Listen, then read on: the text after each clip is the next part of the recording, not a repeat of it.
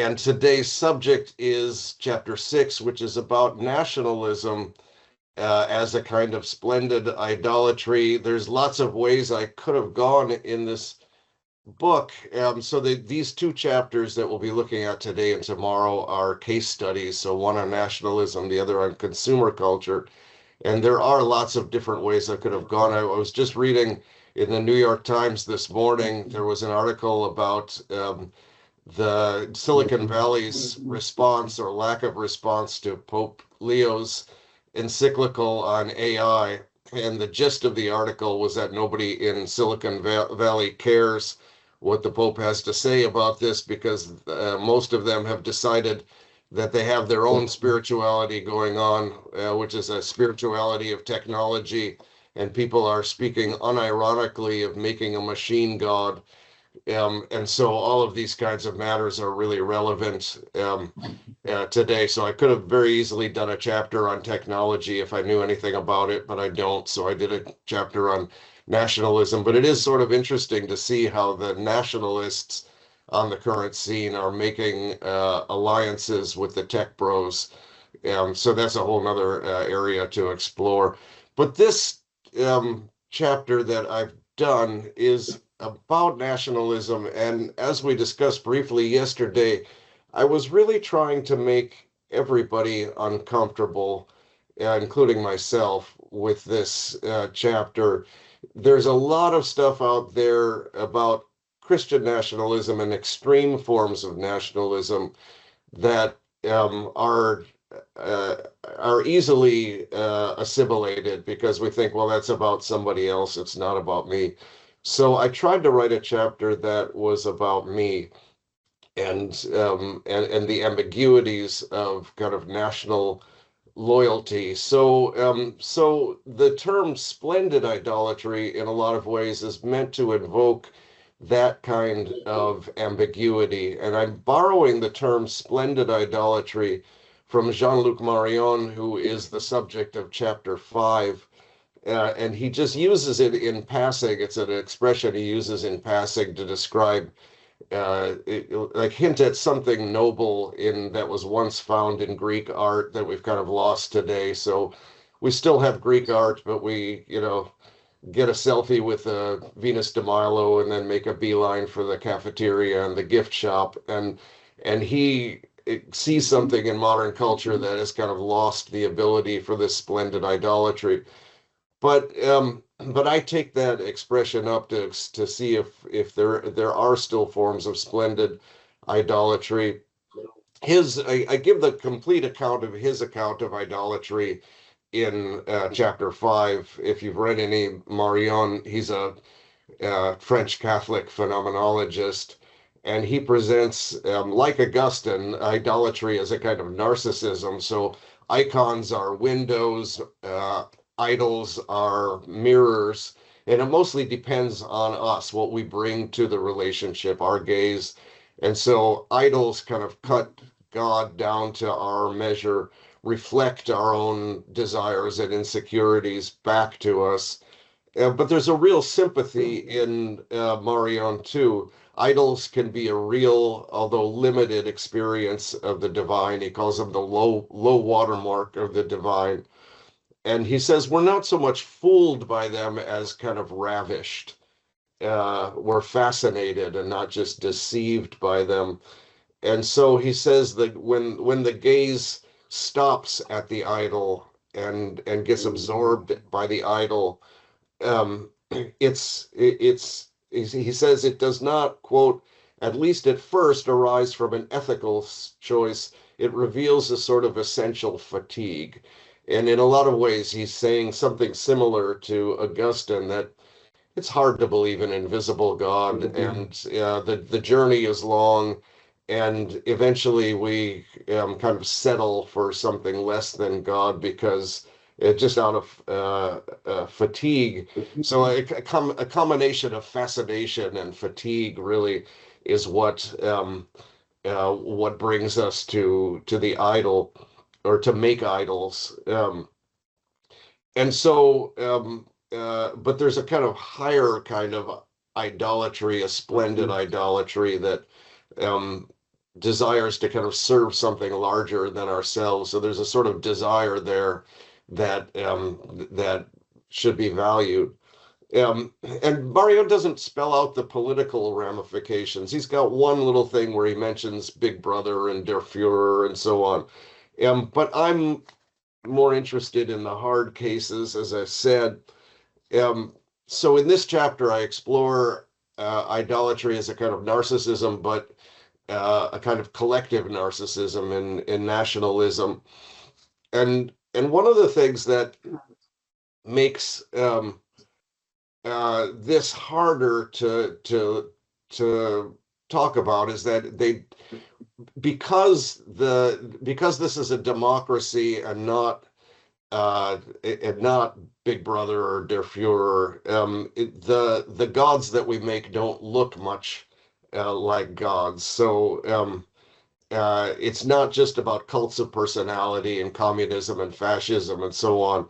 Democratic nation states have this nationalistic fervor and self-sacrifice, but it's because we believe in us. And the nation is made up of nobody but us mortals, guided by nothing but the will of the people. And so it doesn't look much like idolatry because it's not something larger than ourselves. It's just us. And so it's kind of harder to see. But I'm going to look at this as a kind of splendid idolatry, and it calls forth real virtues, fidelity to something larger than oneself, um, devotion to one's fellow citizens, willingness to sacrifice for the good of others. But simultaneously, there's this kind of danger of idolatry, devotion to what is not God, and lethal devotion to what is not God, uh, often, and it becomes a kind of collective narcissism. So I'm going to start just with some terminology, some clarifications about what we're talking about: nation, nationalism, nation state, and so on, and then do a little historiography of nationalism, and then we'll open it up for discussion. So the word nation, it enters English around the year 1300. It's derived from the Latin natus, to be born. It carries meanings of birth, origin, relatives, homeland, race, species, tribe, all of that kind of stuff.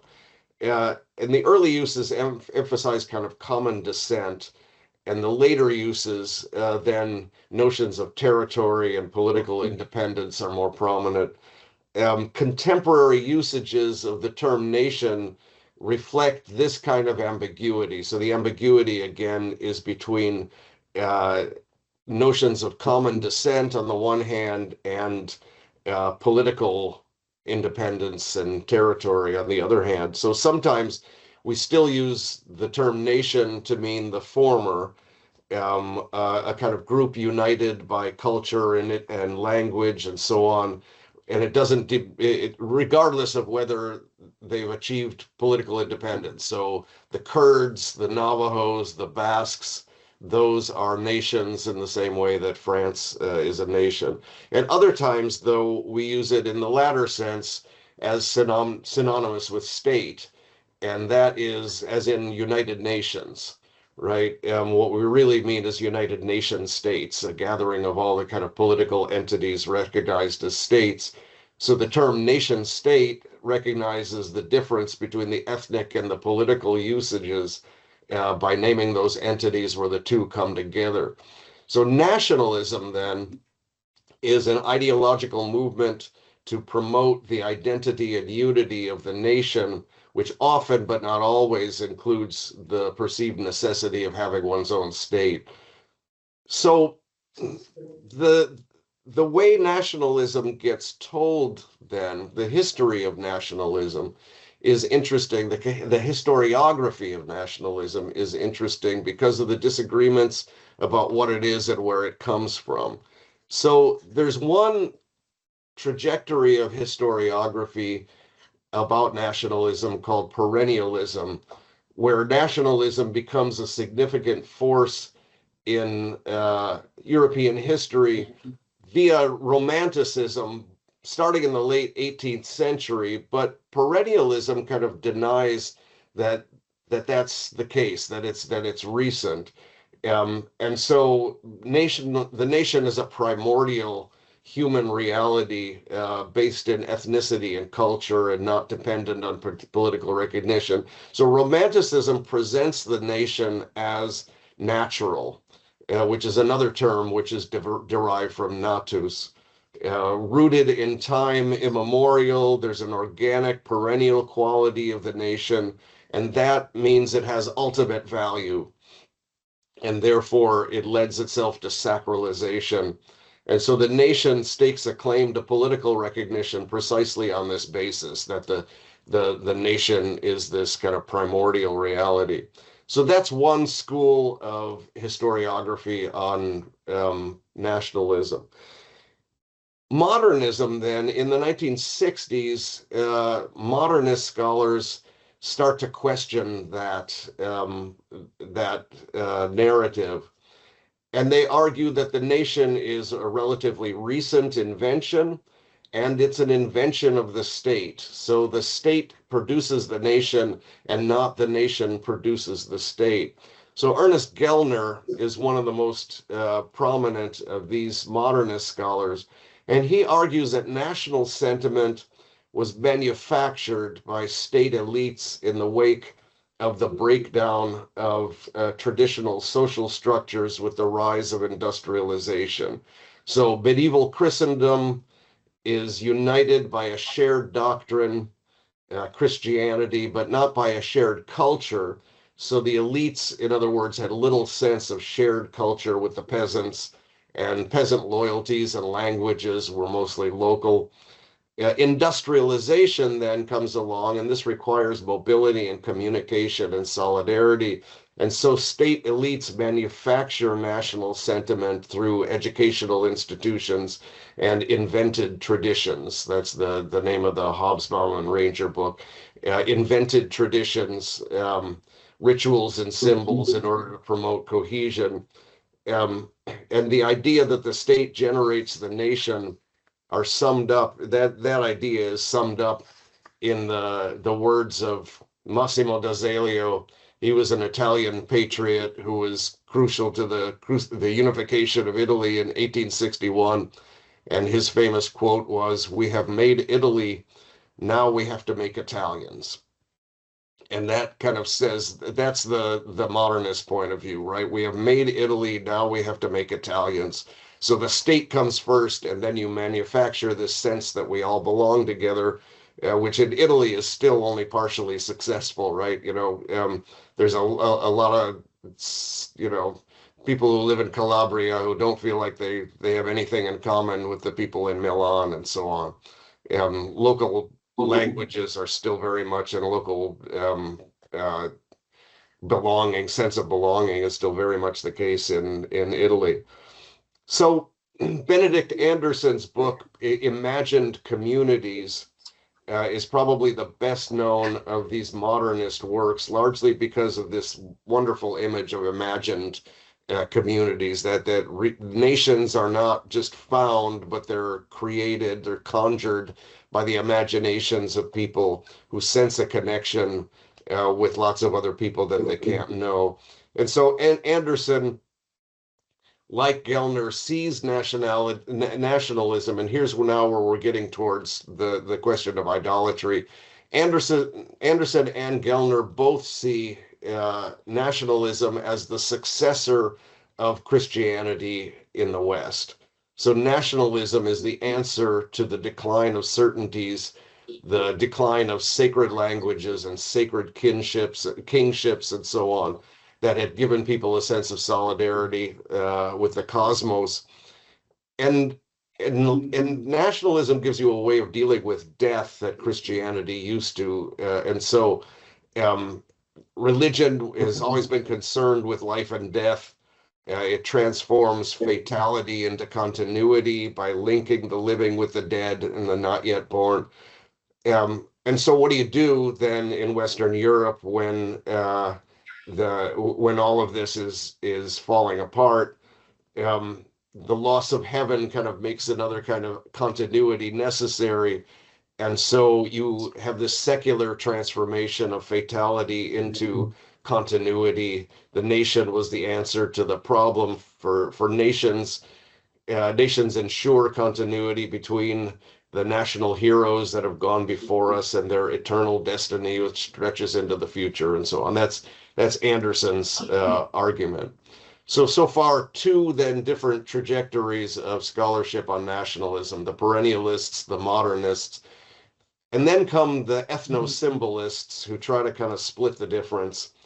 And so the idea that the nation is just conjured by people's imaginations, it gets pushed back from people like Anthony D. Smith, that I talk a lot about in the chapter, who acknowledge that nationalism is a modern invention, but that it's built on pre-existing materials that in many cases are ancient and in many cases are theological.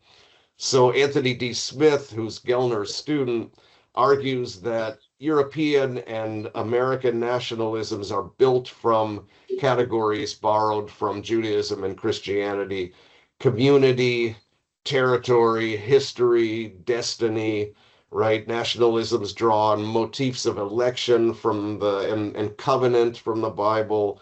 The territory, the nation is the chosen people inhabiting a promised land. Um, this history that often stretches back to a golden age kind of is a sort of return to greatness before the fall, which mimics the Genesis narrative. And then there's a kind of sacred destiny, and that's found in salvation narratives that revolve around fallen heroes who have sacrificed for the benefits of others and so on. And Christ and the martyrs are a kind of template for this. And so he shows that nations are not summoned ex nihilo, but are using theological materials to construct this. And he also argues against Gellner that it's not just kind of this top-down project, but it's a bottom-up thing. People willingly participate, the masses willingly participate in the construction of national sentiment because it fills a void. So so Smith is considered an ethno-symbolist. So those are the three narratives: the perennialist, the modernist, and the ethno-symbolist. Since Smith, scholars are not so eager to divide up into one of the three camps, and there's more emphasis on diversity and contingency and hybridity and so on. And so nationalism is this kind of very unstable and contested project, which is different in different contexts, and there's much less emphasis on Europe in the current scholarship. So that all then kind of sets the scene for the meat of the issue, which is the relationship between nationalism and religion. And so I'm going to stop there and ask if there's any questions before we kind of break up into groups, and I want you to discuss a question. Any questions so far? Everybody okay? Questions or comments?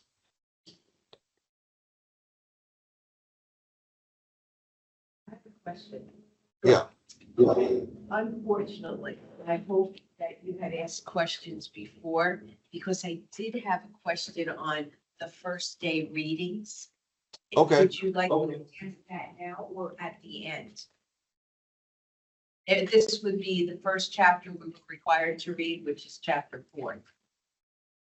I'm fine with talking about that now. If you want to return to that, and then we can move forward. Sure. Very much. I'm referring to what you were talking about as far as Augustine and ideology, as far as self-worship. And you went over that very briefly, but for many of us that teach in the core, whether it be confessions in core 1 or core 2, City of God, you made a point, and I have read this and I've read the readings for today, that on page 186 that I don't understand. All right, and if you could expand on that, I would greatly appreciate it. And the sentence begins with, and it goes on to page 187. In the Eucharist, Christians do not stand back from the spectacle that takes pleasure in the suffering we witness. Could you explain that more? And that continues on up until page 187. And I enjoy greatly, as you mentioned, teaching our undergraduates, confessions, and they really do attract to Augustine. Okay. You went into true self yesterday and everything, but if you could explain that more, the connection with the Eucharist, I would greatly appreciate it. Sure, thanks for the question. So in that section, I'm looking at how Augustine deals with images, and he's contrasting the spectacles that his parishioners like to go to, the kind of Roman spectacles that they put on, in which cruelty is often on display. He's contrasting that with the Eucharist and the kinds of sacrifice that's going on in the Eucharist. So that particular sentence, in the Eucharist, Christians don't stand back from the spectacle and take pleasure in the suffering that we witness. That's a critique of what is going on by a lot of his parishioners who, instead of coming to the Eucharist, they go and see somebody being torn apart by a wild beast in the arena. So he contrasts the Eucharist with that. And so in the Eucharist, instead of standing back as a spectator, we're a participant, and we participate in the sacrifice of Christ, which is an unbloody sacrifice. The Eucharist is an unbloody sacrifice, which unites us to the sacrifice of Christ. So in the City of God, book 10, he's got a very lovely passage about sacrifice in the Eucharist. And it's all about kind of being absorbed into the body of Christ and gaining this kind of larger body. So he's kind of working on the same sort of imagery that Paul is working on in 1 Corinthians 12. Does that make sense? Thank you very much. Okay, thanks. Okay, any other questions, either from this morning's material or yesterday's? I have a question about nationalism, and I'm a little apprehensive because I fear it might get us out ahead of ourselves. So if you want to put a pin in it, that's perfectly fine. But I sometimes like to say I adapt the William Gibson line to say to my students, the 19th century is here, it's just not very evenly distributed. Oh, that's a good line. And so the resurgence of nationalism is kind of one of the things I talk to them about in that regard. But one of the strange things about contemporary nationalism seems to me in the American context is that nationalism and political liberalism seem to have decoupled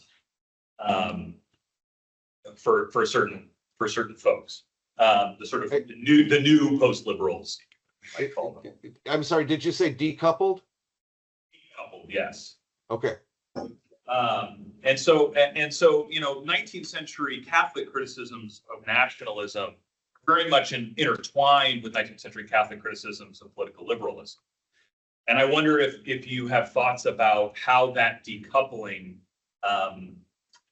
changes on the other side of the 20th century, the way we might level sort of Catholic engagement with both nationalism and liberalism, now that they're not sort of joined at the hip the way they were in 1848.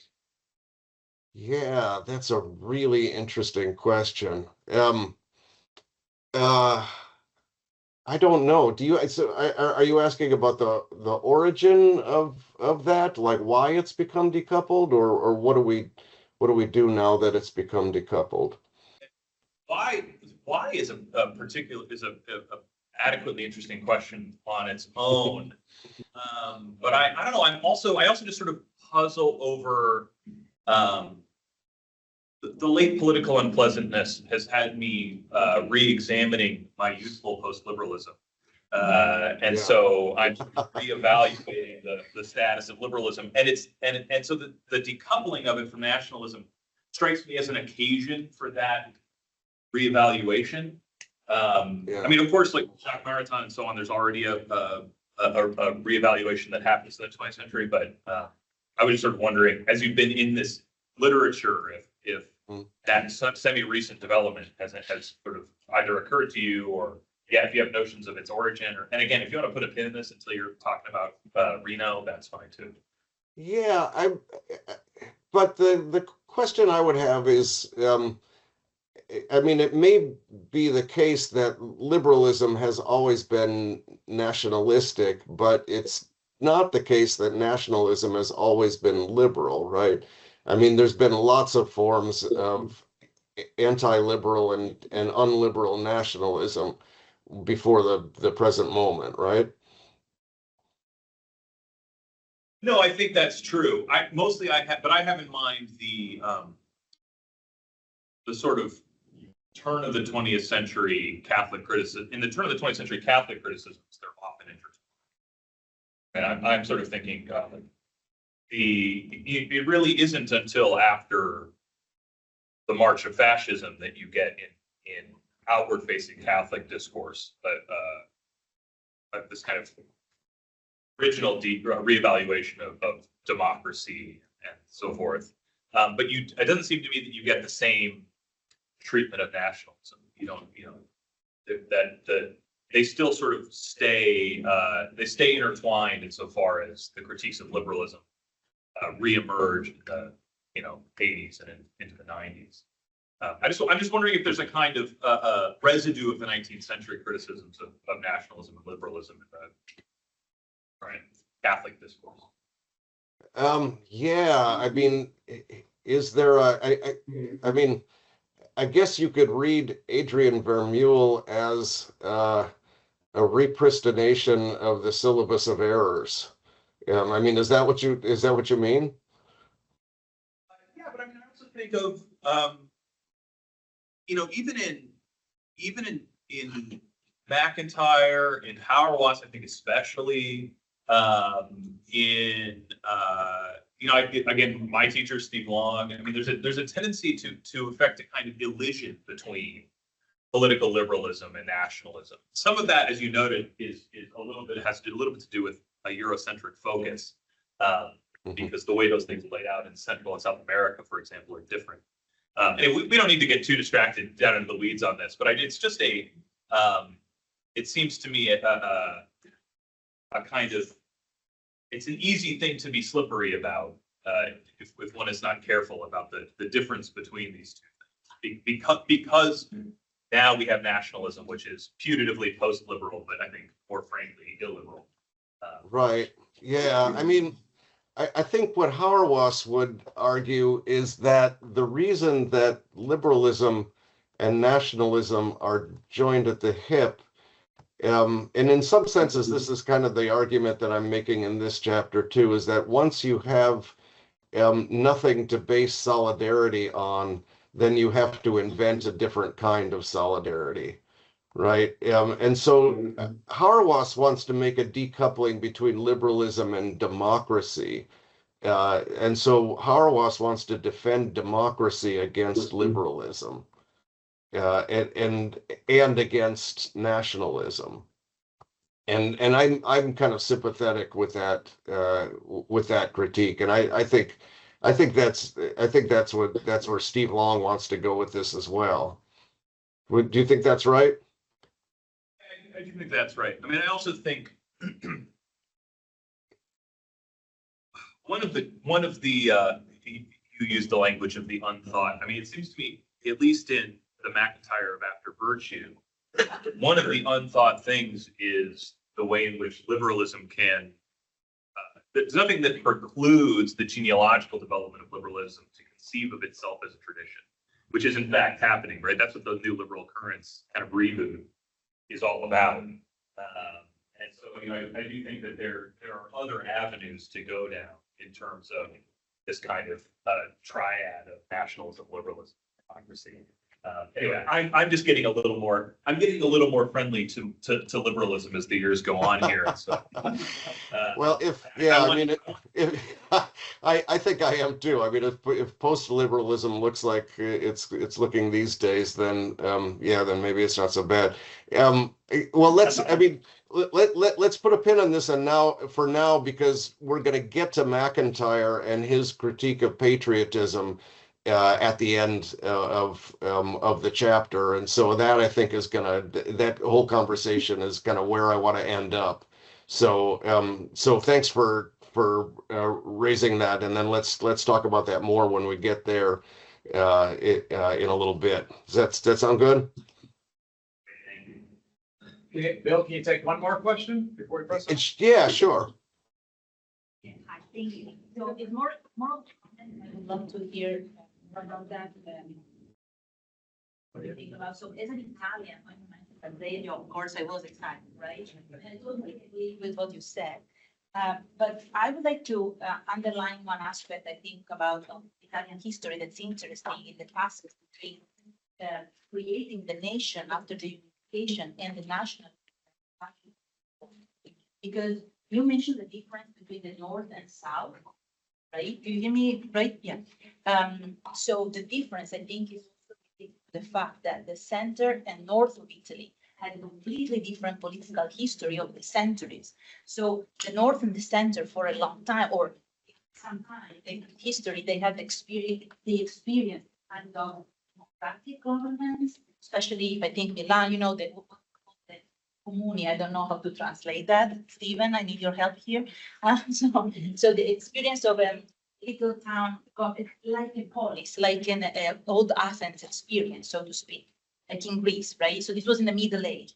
And then, so that there was a difference in the identity that the center north of Italy developed over time. So that the view was right. We needed to make Italians, right? But then what Mussolini was able to do, in my humble view, is that he used religion. So he used a couple of things that were very common for Italy in particular. And I'm sorry, the sound completely cut out there for a minute. Could you repeat what you just said? So it's just to say that what the fascism was able to do at a certain point, knowing that there were differences in order to develop nationalism that then became what we have. That he used the religion, the love for the country in general, and the motto was God, country, and family.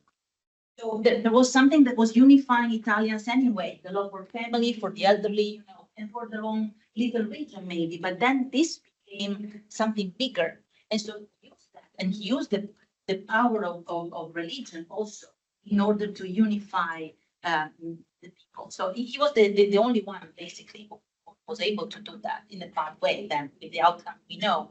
But so something that Azeglio had in mind, and everybody else at the time, including Giolitti, was done just by power and through authority.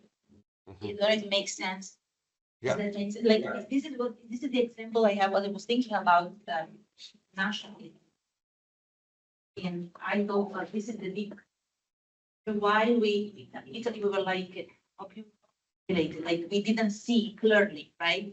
Then after the Second World War, we went back to the democracy, and with the different parties, the Catholic Party, that in a sense was able to recreate what the founder fathers, so to speak, had in mind, using religion, but in a different way in the second half of the century. It makes sense. Yeah, absolutely. Thank you for that. I mean, a couple of comments on that. I mean, one is that I think is exactly what Anthony D. Smith was trying to correct the modernists on, is that Mussolini was not making all of this up, but he was using pre-existent elements, including Catholicism, to create Italian unity. The other interesting comment about that would be that it's precisely the kind of two nations that were created in the 1860s, 1870s that had not existed before, which is Italy and Germany, which were then,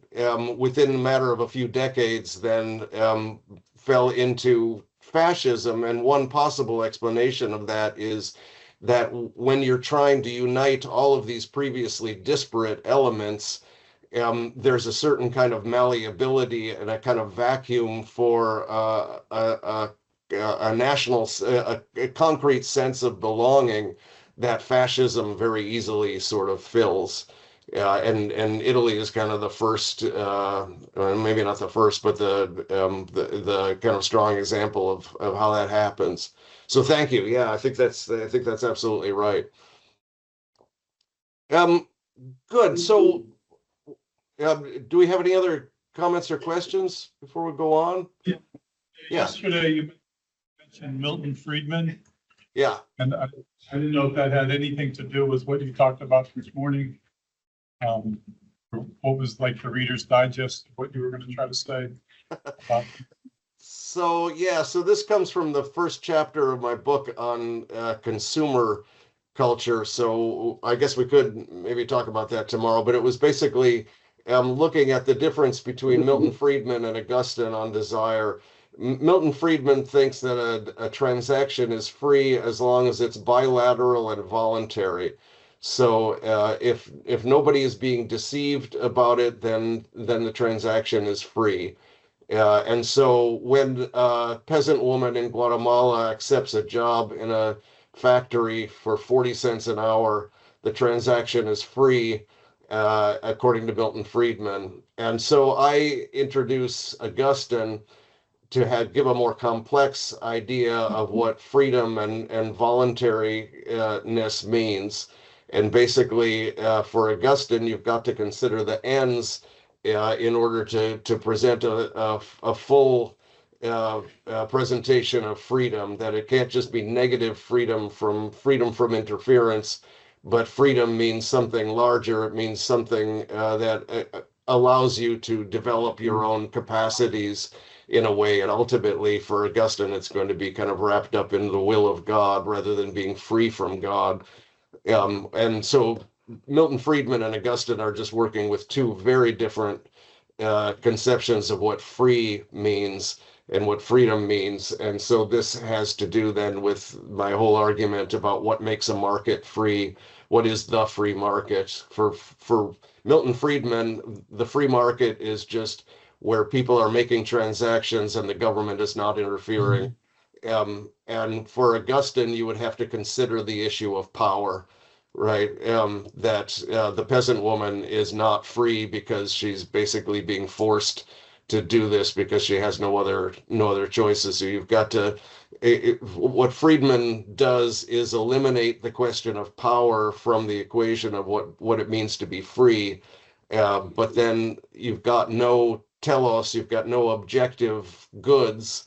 And under the condition of no objective goods, then it's the person with the most power that wins.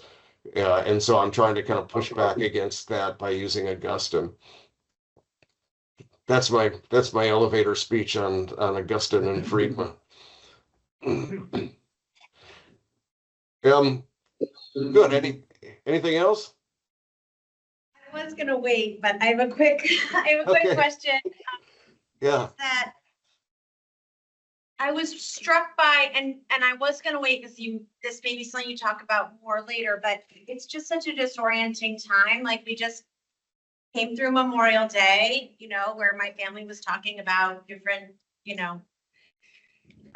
people in our family who have sacrificed. But I found it so interesting this morning to read that in the military, we talk so much about sacrifice. And there was this part in the chapter for today that discussed, you're also asking someone to kill. So you're not just asking someone to be willing to kill, you're asking, and I think that's what's so disorienting right now. Like, it hasn't gotten a lot of press coverage, but I know I've been texting with Nancy. I was away over the weekend, but I have some friends who've been advocating at Delaney Hall, which is just a few miles from here, where there's a hunger strike of the inmates in ICE detention. And it's led by a young man whose wife is pregnant and advocating. And there's a wonderful Catholic presence. Pax Christi is the group that's been advocating for the people inside. And I think that's part of what's so disorienting about the ICE presence is there's no, at least for me, when I look at pictures of like the ICE guys with their vests and their like tanks down there and their assault rifles, and the Senator Andy Kim, who's like, I think smaller than I am, is like standing up, you know, in front of them. There's not for me this sense of sacrifice because they don't seem to be in any danger. The ICE, but maybe that's my own bias. I don't know. So I'm trying to be like open, but I found that so moving and interesting that we're so comfortable with the language of sacrifice, and the reality is we're also asking people to kill. So that really stuck out to me from the reading. And I don't know if you're going to get, that might be for, it's sort of towards the end of the reading. So I don't know if that might be something you're addressing more later. Yeah, no, that's, I mean, we will get into that territory, but I'm glad that you brought it up. And the contrast with ICE is really telling. That's really interesting because they do seem completely invulnerable. And I mean, from what I understand about the recruiting that they're doing for ICE, the bar is really low. And the language of sacrifice is used, but it's clear that they want all of the power on their side. I mean, that's what's so pernicious about the language of sacrifice is that it's all about offering up your life for others, and it's true. I mean, my dad was in the military too, and the kinds of sacrifices that people go through are real and call on kind of genuine virtues. But what they don't say out loud is what General Patton said, which is that nobody ever won a war by dying for his country. He won the war by making the other poor dumb bastard die for his country, right? And that's the part that doesn't get said out loud, but that's the part that's most true. And it's more true today when most of the current war is mostly being done by pushing buttons and hailing down a kind of rain of bombs on people, and it's not the kind of combat that puts our troops in danger, right? It's mostly about just raining hell down on people with missiles and that are guided from elsewhere. Yeah.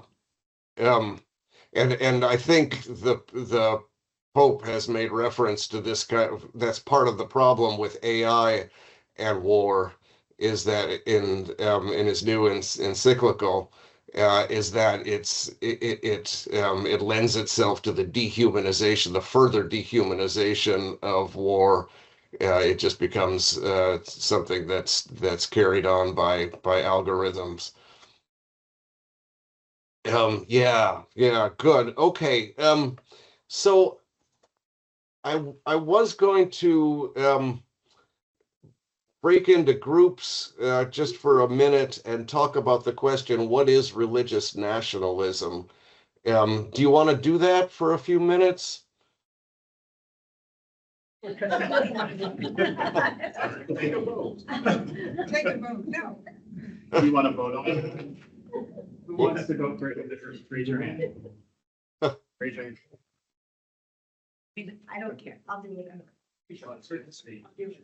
Okay, it seems like we're not breaking into groups. Not breaking into groups? Okay. All right. I'm gonna force you to break into groups later, but if you don't want to do that right now, I know it's the morning, and yeah, okay, great. So we'll forge onwards then. So I was going to ask you to discuss what is religious nationalism, and the point that I wanted to get at in the discussion is how could you say what religious nationalism is if you don't exactly know what religion means, and if nationalism is often called a religion, right? So where I'm getting at is there's two different things going on in the discourse on religious nationalism. There's two different things going on, and they're very different things. The first thing is syncretism, the syncretism of traditional theologies and symbols with the ideologies and symbols of the nation. And that's what I'm going to call religious nationalism. So the syncretism of traditional symbols and ideologies, so Christian symbols, for example, with the symbols of the nation. And the second thing going on is the displacement of traditional theologies and symbols by nationalism. And that's what I'm going to call nationalism as religion. So there's two things going on that need to be separated. The first one is religious nationalism is syncretism of Christianity, for example, with national symbols. And the other thing is the displacement of traditional Christian theologies, for example, by nationalism. And that's what I'm going to call nationalism as religion. Most treatments of nationalism from a theological point of view either advocate for or critique religious nationalism. Okay, most commonly Christian nationalism. So Christian nationalism in Russia, in the US, in Brazil, in Hungary, post-Soviet Russia, you've got this whole concept of Holy Rus, Russia as chosen by God for a providential mission, often in contrast to the decadent West and so on. This is part of the push into Ukraine. There's Christian nationalism in the US. We'll talk more about that later if we have time. Buddhist nationalism in Myanmar, Hindu nationalism in India, Hindutva, it's called, kind of seeking Hindu hegemony in India to the disadvantage of minorities like Muslims and Christians. So religious nationalisms blend traditional theological themes with national motifs. And so there's a persistent theme, for example, of the kind of the nation as Christ. There's a whole book on nations as Christ. Poland is one that comes across a lot. And then there's this, right? That's what I mean by religious nationalism. I'm sorry to upset your breakfast here, but so there's a lot to examine here, and I think the critique of Christian nationalism by Christian theologians is important and necessary, but it's not my primary concern in this chapter because it's too easy. It's already being done. And to restate, so there's lots of books on Christian nationalism and the threat to American democracy, and the assumption behind most of this is that there's something peculiarly dangerous about mixing religion with politics. Secular nationalism would be much less problematic. The assumption seems to be that the problem with Christian nationalism is the Christianity. I argue that the problem with the Christian nationalism is the nationalism. It's not too much Christianity. It's not enough Christianity, right? So the solution is not less Christian nationalism, but it's not less Christianity, but less nationalism. But the notion of religious nationalism is complicated by ambiguity about what qualifies as religion, and this is what I wanted you to get at in your conversation. But this in two ways.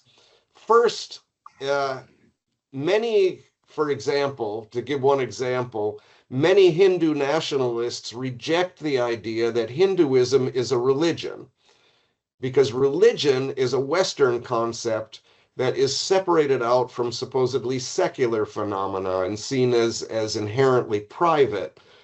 And so, as Richard Cohen says, the proponents of Hindutva refuse to call Hinduism a religion precisely because they want to emphasize that Hinduism is more than mere internalized beliefs. It is social, political, economic, familial in nature. Only thus can India, the secular state, become interchangeable with India, the Hindu homeland. So that's one problem with the notion of religious nationalism, that a lot of people that are what we call religious nationalists say that this is not a religion. Secondly, there's a whole tradition of scholarship that presents nationalism itself as a religion, right? And that's the main focus of the first part of chapter 6.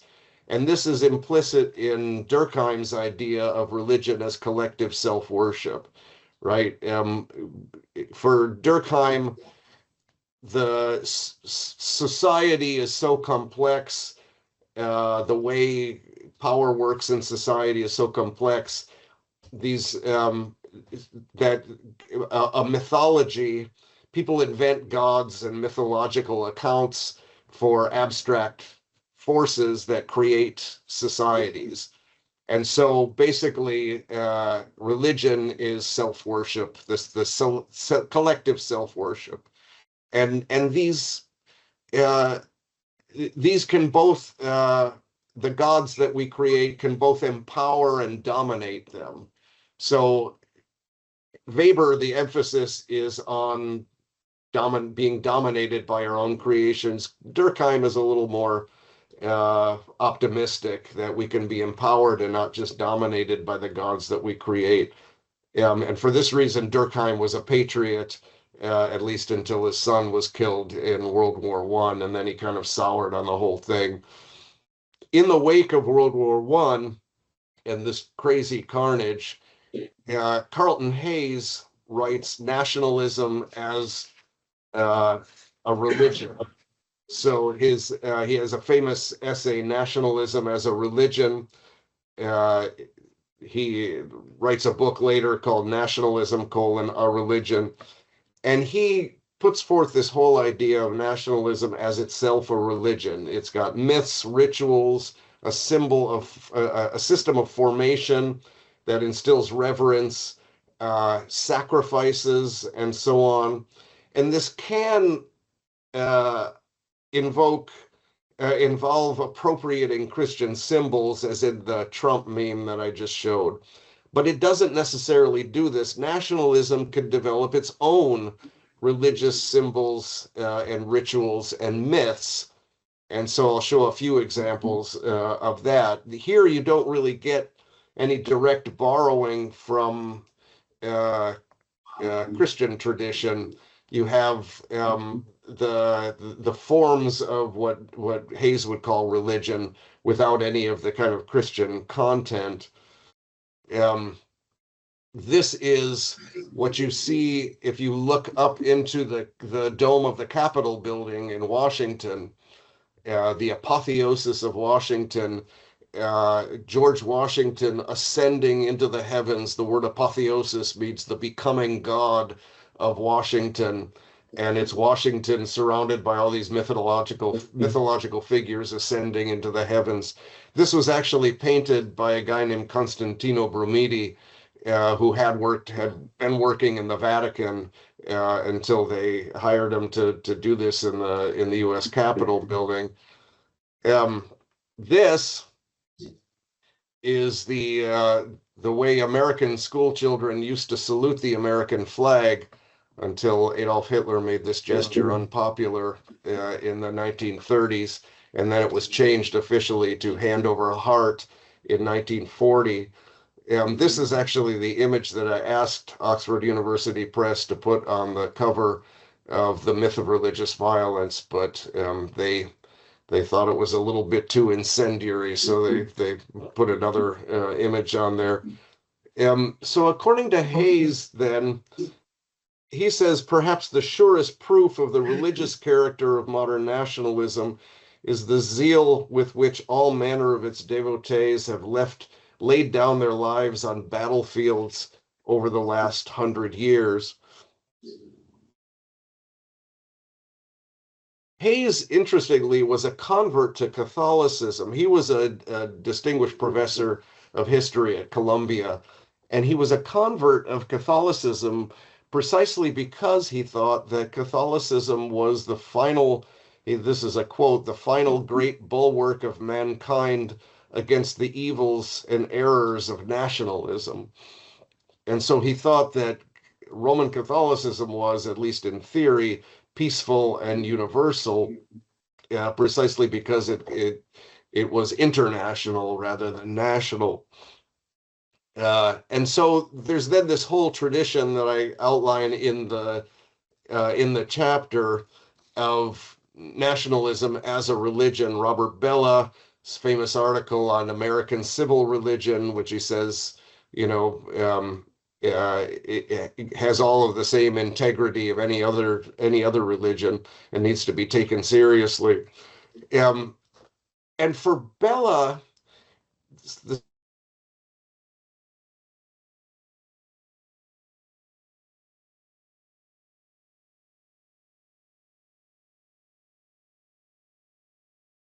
Bill, can you hear us?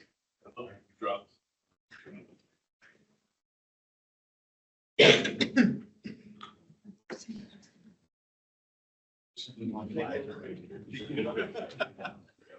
He's back. Okay, I don't know what happened there. He's back. Welcome back, Bill. Thanks. Yeah, so again, what I'm recounting is this the problem with the terms religious nationalism. One problem is a lot of people that are called religious don't think of themselves as being part of a religion.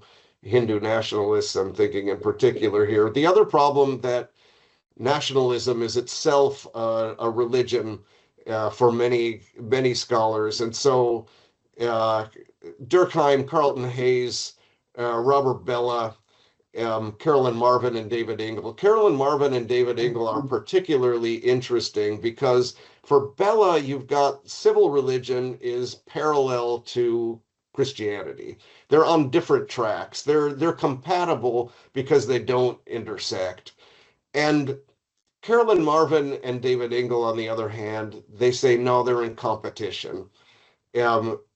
Because most people see national rituals as a pale imitation of the real thing. So yeah, they might agree that there's religious elements in patriotic ritual, but the real thing is Christianity or Judaism or whatever. That's the real religion, and nationalism is just a kind of copy in the sort of Platonic sense.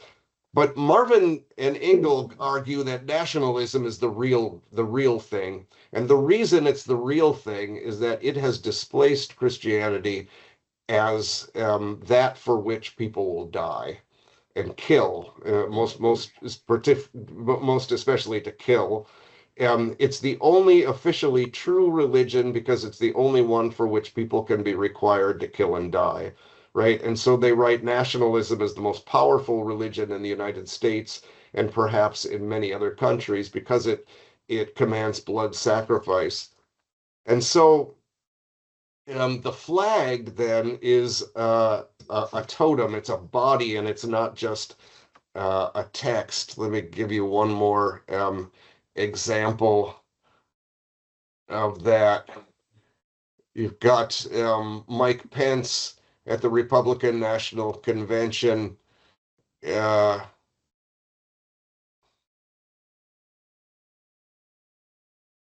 Basically doing a mashup of two scripture verses while substituting the flag for Jesus Christ.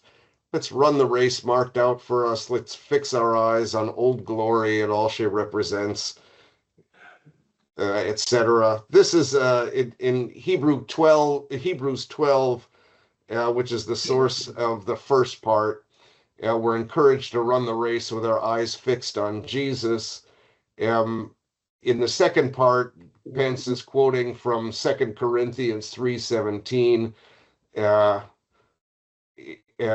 but rather than the God of Jesus Christ, who Paul later says power is made perfect in weakness, Pence says this is a God that always wins, right? And so this distinction between this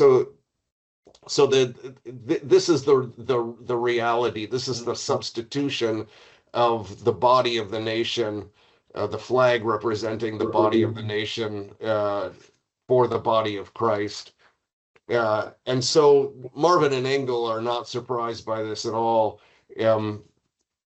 In reality, the body has been substituted, but we try to deny this in text, and so the Supreme Court says the American flag is regarded with almost mystical reverence, and that almost kind of hides the fact that allows us a certain kind of deniability that the substitution has actually taken place.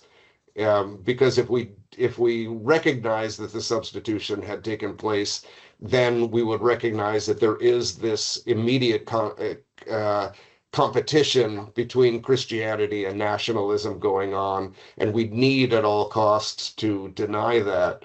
And so there's all of this interesting literature on nationalism as a religion.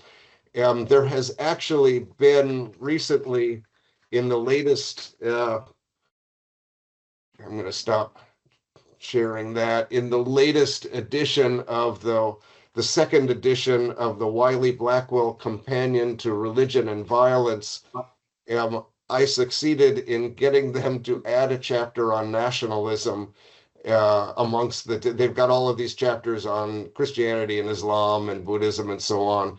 And I got them to add a chapter on nationalism to the Wiley-Blackwell Companion to Religion and Violence, the second edition.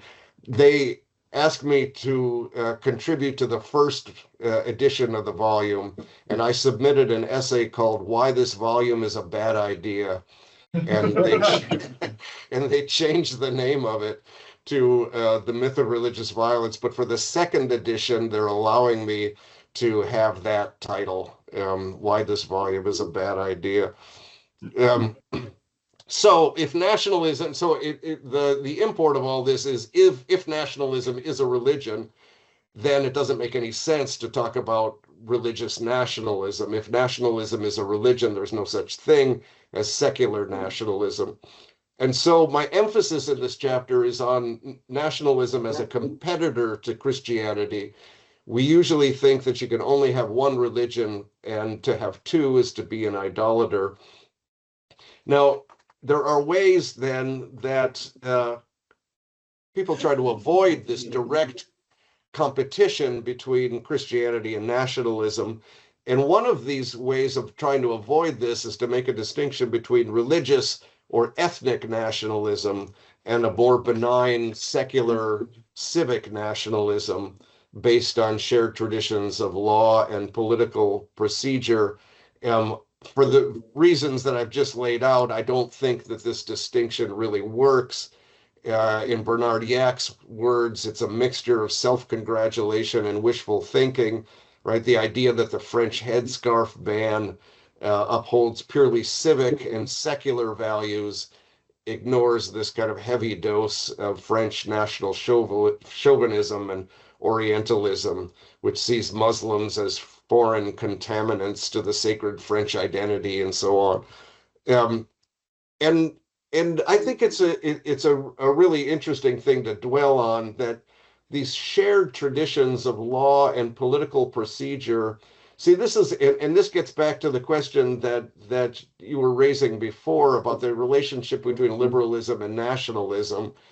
The shared traditions of law and political procedure, which is often what we mean by liberalism, are oftentimes not a strong enough glue to get people to go and kill for them, right? And so the only means of ginning up the necessary energies to kill and die for an artificial entity created by contract is to make the nation into something sacred and thus kind of blurring or erasing the supposed line between religious and secular nationalisms. And I think this is what Rousseau intuited, right? That when you try to create something out of social contract, to having a social contract is not good enough. You need a civil religion.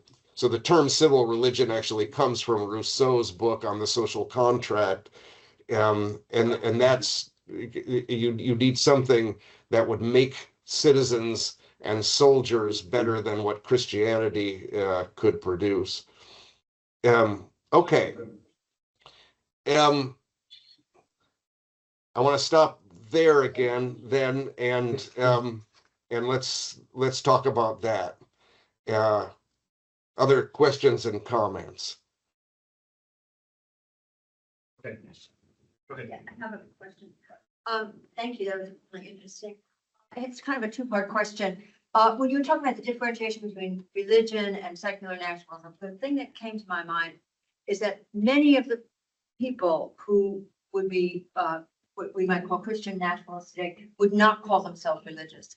I'm talking about evangelical, not Catholic MAGA people, but like people who would be many of the people, the 80% of evangelicals, they would not call themselves religious. If you look at like websites for that perspective, they would say religion is man's attempt to find God, and Catholics and Episcopalians and people like that are religious. We are not. So like I wanted to bring that up. And the other part that I wanted to bring up, and maybe there's some connection there, is when Pope Leo was in Africa, he referred to connecting something sacred with filth.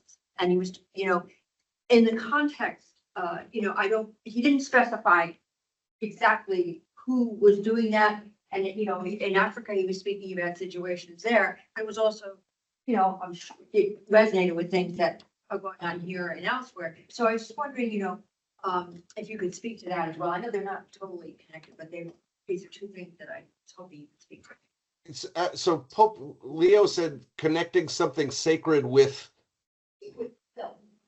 Oh, I thought that's what you said. He said filth. Okay, what did he mean by that? I don't know. That's why he said it in Africa, and I remember it struck me as very, very pointed and I think important. But I was hoping you could help to elucidate that. But I kind of got where he was going with it, because to me, it connects with the draping of religious imagery, I guess you could say, like he's talking about people who you can't pray because your hands are dripping with blood. That's I would call filth. So Yeah. Okay, interesting. I did not hear that quote, but I get what he's talking about. Let me go back to your first comment first, because that's really interesting. So I had given two reasons to question the whole category of religious nationalism, and you've kind of added a third. That there. So the first reason, like certain groups like Hindus might deny that, and a lot of them do deny that they're a religion at all, in order to resist the kind of privatization of it. And the second reason being that nationalism itself is a religion. And the third reason that you've added is really interesting, is that a lot of people that consider themselves Christian nationalists would never bother to go to church. And it's really quite interesting. Apparently, I've seen polling data that says that the most intense of the MAGA supporters are not churchgoers.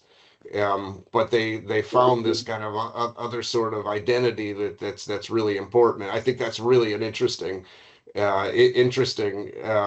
observation in addition to the argument.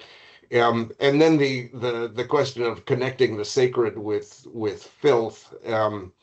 Yeah, I mean, I guess I completely understand where he's going on this, and that was he was saying that while he was in Africa, which is that whole period where he seemed to be in a pissing match with Trump, and so there was although I was I was actually quoted in the New York Times using the words pissing match when describing this, and saying that the Pope that Trump was looking for a pissing match, and Pope Leo was not.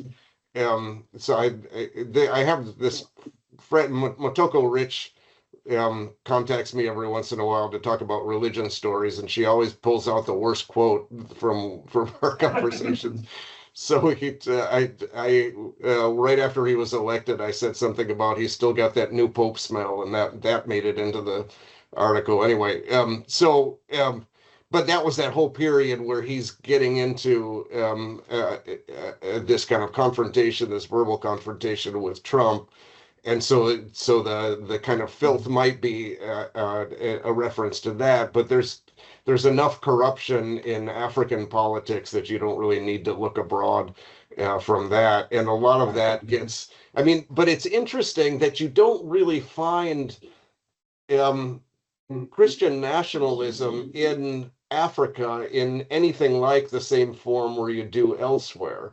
There are forms of it you could argue that there are forms of it in, well, yeah, but it's not, well, for one thing, it's just not nationalism, right? Nationalism in Africa tends to be a really kind of non-ideological and cynical sort of, you just don't get true believers in nationalism in a lot of African nation states because the nation states have been so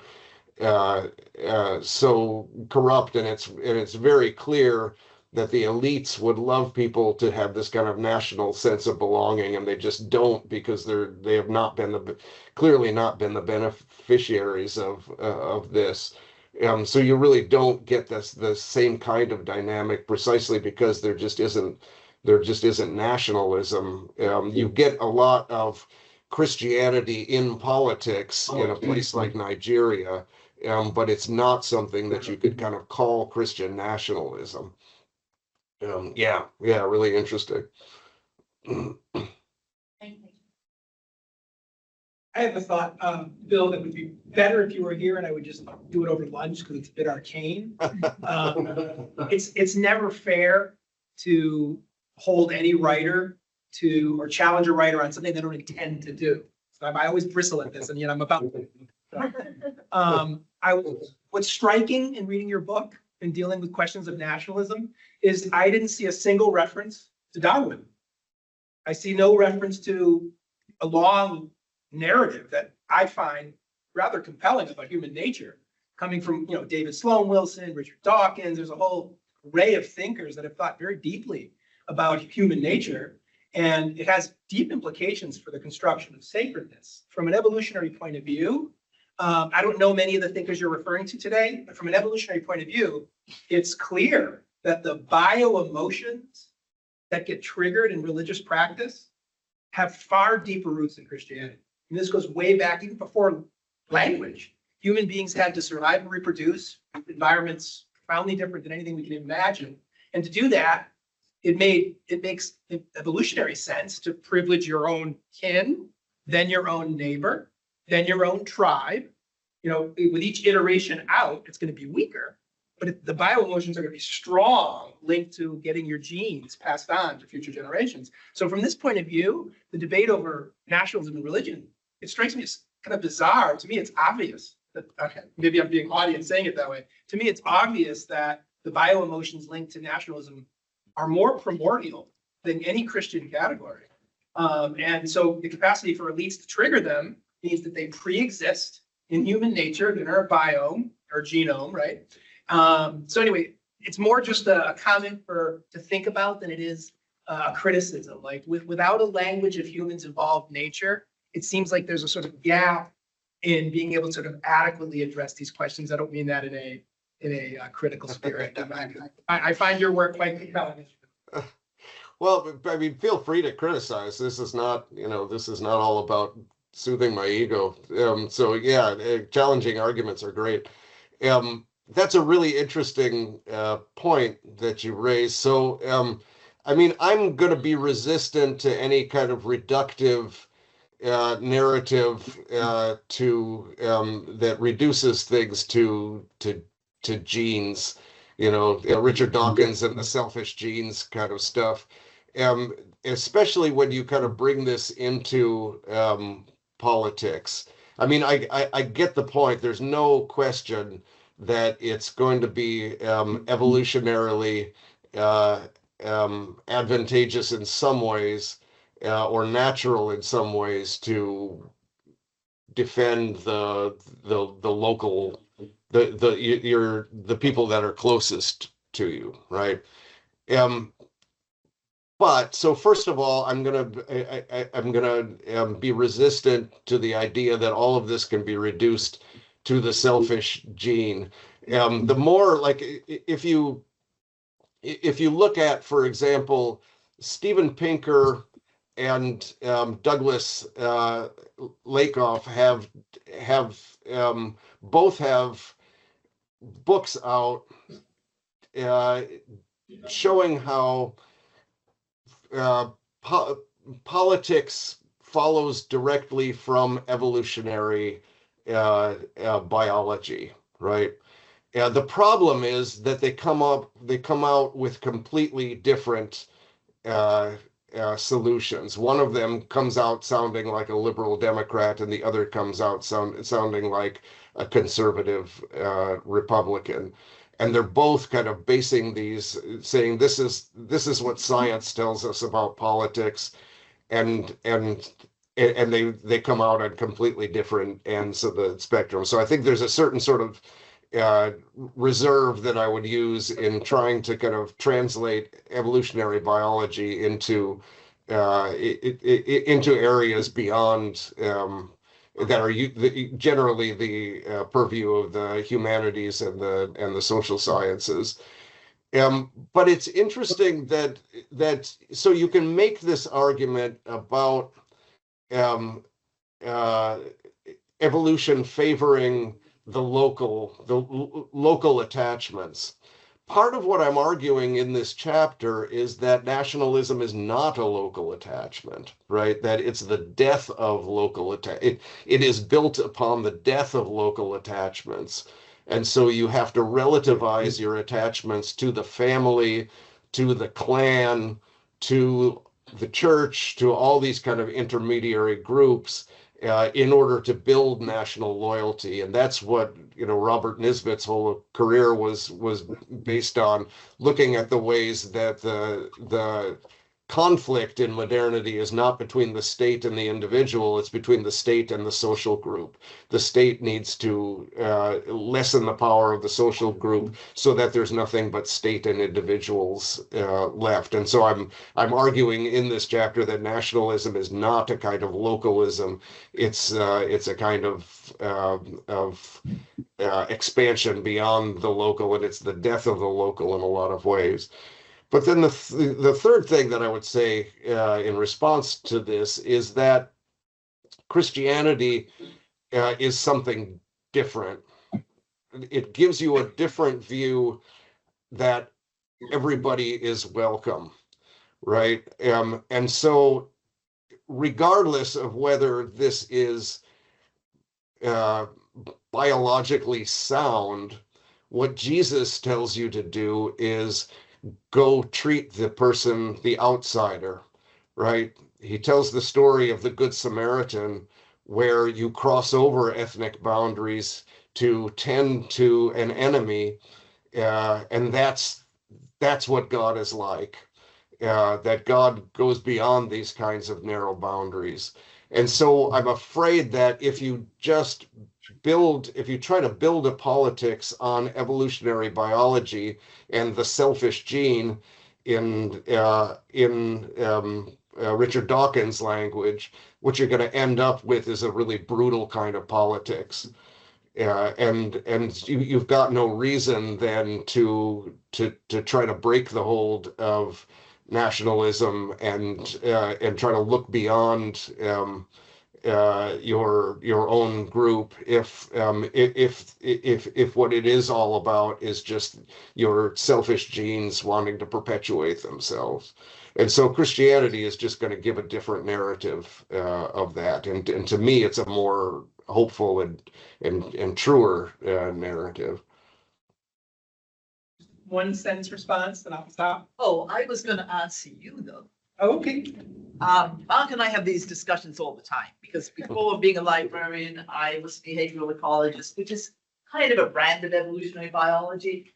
And I would say, you know, based on my work and the people that I you could clearly not who's been kind of character, is cooperation is one of the most important factors in human evolution. But the idea of nationalism breaking down cooperation at the local level, I'm talking about, you know, cooperation within groups, always against other groups. In my mind, what nationalism does, and this bears on the conversation we had earlier about Canadian nationalism, is giving it a common enemy, is when that really seems to surface. I know it's different here. I didn't grow up here, obviously. I was talking about Canadian nationalism. It was very low key. Same in Australia. Until there's a threat. Then you see Canadian nationalism. Yeah. And I think that's a big factor in nationalism that we haven't really talked about, is manufacturing a common enemy. Yeah. To sort of bring people together that would not otherwise cooperate. Right. Just a thought, evolutionary perspective. Yeah, no, I think that's absolutely right. And so I think it's the first thing you said is absolutely right. There's a much greater diversity amongst evolutionary biologists about that kind of pushback against Dawkins' idea of selfish gene, and a lot of people saying no, evolution actually promotes cooperation because that gives you a better chance of survival and so on. And I think you're absolutely right about the enemies thing, and I kind of get to that in that section of the chapter on nationalism as collective narcissism, that it depends on enemies both internal and external in order to perpetuate itself. And the other thing that I would say in response to what you said there is Canadian. I mean, bringing up Canadian nationalism is really important, and I'm going to talk a little bit about this later on as well. That there's not just one thing called nationalism. There's a bazillion things called nationalism, and some nationalisms are much more benign than other nationalisms. Right? Suddenly, the Greenlanders have a sense of nationalism that they didn't have before, and to my mind, that's a positive thing. So there's lots of different kinds, and so one of the really important points that I try to stress in the chapter on the Bible is that idolatry is always on a sliding scale. And I talked about this yesterday, right? And so it's always, not always, but almost always on a sliding scale of more and less. And so sometimes it's not always clear when that line has been crossed. But there are natural sorts of loyalties to all sorts of things which are good and wholesome. And then the question at some point becomes, to what extent can you take them before they become idolatrous, right? How much money is too much money in my 401k, right? Those kinds of questions are always, how much loyalty to my country, and we're going to talk about that with relation to the question of violence in particular. Good. Any other questions before we take a break? Yeah, Mark. Yeah, I'll just make that sentence of where Lisa chimed in. Thanks. No worries. The spirit of my friendly criticism wasn't so much to build a good politics, although I have thoughts on that. I look forward to discussing that later, but just explaining human nature or human behavior, right? And so it's only reductionist to discuss our evolved human nature if you believe that religion, culture, art, literature are in some way epiphenomena, and that our genes are sort of telling the whole story. Obviously, that's not the case. What I'm suggesting, though, is that your work doesn't engage it as part of the conversation at all. And I believe we're biocultural creatures. Our evolved traditions are always in interaction with our evolved nature. And when something stays in the level of religious discussion, which is fascinating, by the way, it's not an adequate attempt to explain human behavior, which I guess has implication for politics, but that's a second order question. Yeah, thanks, Mark. I think that's right. And I just have to confess my own limitations. I mean, this is just not engaging with science is just not something I'm capable of doing. I like the work that Connor Cunningham does. He's a theologian who really knows the science well. He's got a book called Darwin's Pious Idea, and it's a really interesting kind of explanation of what a non-reductive taking of evolution seriously would look like from both a theological and a scientific point of view. He actually did a series for the BBC on this, which is actually pretty entertaining. But Connor Cunningham is the guy I would go to on this, but it's just not my area of specialization. So yeah, but you're right. Any other comments before we take a break? Yeah, go ahead. So one of the things, I mean, you kind of touched a little bit on it when you talked about Durkheim. So if you look at the spirit of sort of the enlightenment of the empowerment of the individual and sort of the universal fraternity of man or humanity itself, which like as you pointed out a little bit earlier, is something that Christianity sort of evolved into, that it's not just a religion of the chosen people. In a sense, it's a universal religion where you know God loves all people, not just you know the Jews or a very specific group of people.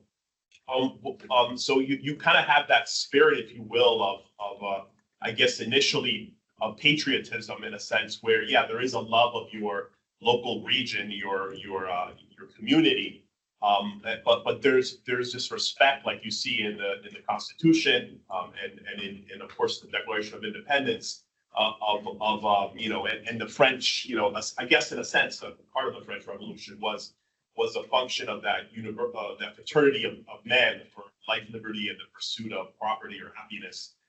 Where did it, in your opinion, since you do sort of this historical research, historiology of what's going on, where did it break down in nationalism that it became sort of this religion of the, especially in America, or even in I guess to an extent in the Christian Europe, or in you know Iran, or you know beyond Christianity also Israel. Where it became like this idea of the universality of fraternity of man broke down and became this like tribalism, if you will, of nation state. Where did it break down? Yeah, I think it breaks down almost immediately in France, right? You have these universal principles that are articulated, but at the same time, you get a very deliberate attempt to develop a civil religion, which is French, right? And so for Rousseau, I think he's going to think that the French civil religion is going to be the kind of beachhead for a larger kind of international movement that is eventually going to create this international solidarity. But in the meantime, you've got to train people to kill and die for France, right? And which is what civil religion does much better than Christianity ever did. And then within a few years, you've got Napoleon kind of taking that to the rest of Europe, but not in a nice way. And so I'm not sure that it ever kind of gets off the ground. You have these international kind of principles, which I don't think are irrelevant, and I don't think they just die. But they're almost immediately co-opted into national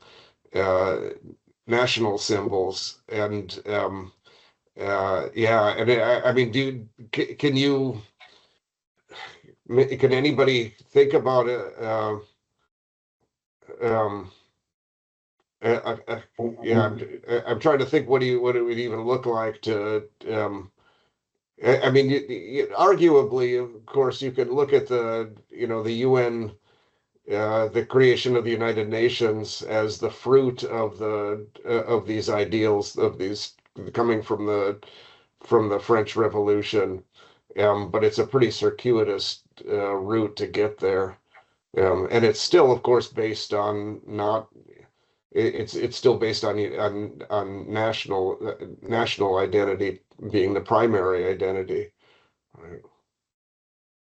I mean, I guess with Pope Francis and now Pope Leo, I mean, there is sort of at least in Catholicism, that push for bringing back that spirit of the fraternity of humanity, the dignity of each person. But it seems from what you've written and what you've been talking about that it's pretty much and from what you said earlier also about the reaction of the technocrats and the power brokers, the tech bros, that's not ever going to happen. Where the fraternity of man is just not, or humanity, I should say, is not a possibility with the religion, the civil religion, with the nation state, with all that's happening that's basically isolating and creating tribes. Yeah. Yeah, one of the really frightening avenues or kind of corners of the tech bro world is this kind of dystopian attempt to create enclaves for the rich and famous, the enclaves for the tech bros themselves to kind of operate outside of of any kind of national oversight. They've bought up some big I think it's an island or off the coast of Honduras. Am I making this up? I think it's off the coast of Honduras, and have made an agreement with the Honduran government to kind of basically relinquish any kind of oversight. And they're building this kind of tech bros enclave there. And there's all kinds of literature kind of surrounding this as well. And I think Peter Thiel has made reference to some of this in his lectures on apocalypticism. But it's basically an attempt for the masters of the universe to kind of flee oversight, given the chaos that's coming. So I'm not really. I mean, there's other kinds of technological utopias that envision something much more grand. But for Thiel, the enemy, the Antichrist, is world government, right? And so that's all of those lectures that he's been giving on the Antichrist over the last couple of years. That's the Antichrist, is any kind of world government. So it doesn't look pretty. I mean, if you look at it, it seemed for a period of time that, I mean, obviously it was an economic approach. Globalism was at least the pretenses of it were that it was about the fraternity and the unity of humanity. But then that's kind of fallen apart, and that was framed as an economic system of interdependency that would create this unified globalism. But you're right. That's kind of that's globalism is a bad word these days. Right. Yeah. Exactly. So the city that I was talking about in Honduras is called Prospera, and it's owned by a consortium of tech billionaires, including Peter Thiel and Mark Andreessen. And it is a for-profit private charter city, which is entirely outside of Honduran law. And it's got business taxes of 1%, and it's meant to be a haven for libertarians and crypto entrepreneurs and digital nomads and so on. And so this is what the future looks like, according to the tech bros anyway. So what I want to do in this next section is get at the thornier issues of trying to determine what kinds of loyalties to nations are non-idolatrous, if there is such a thing. I was going to break you up into groups and to discuss the question, should Christians be patriotic?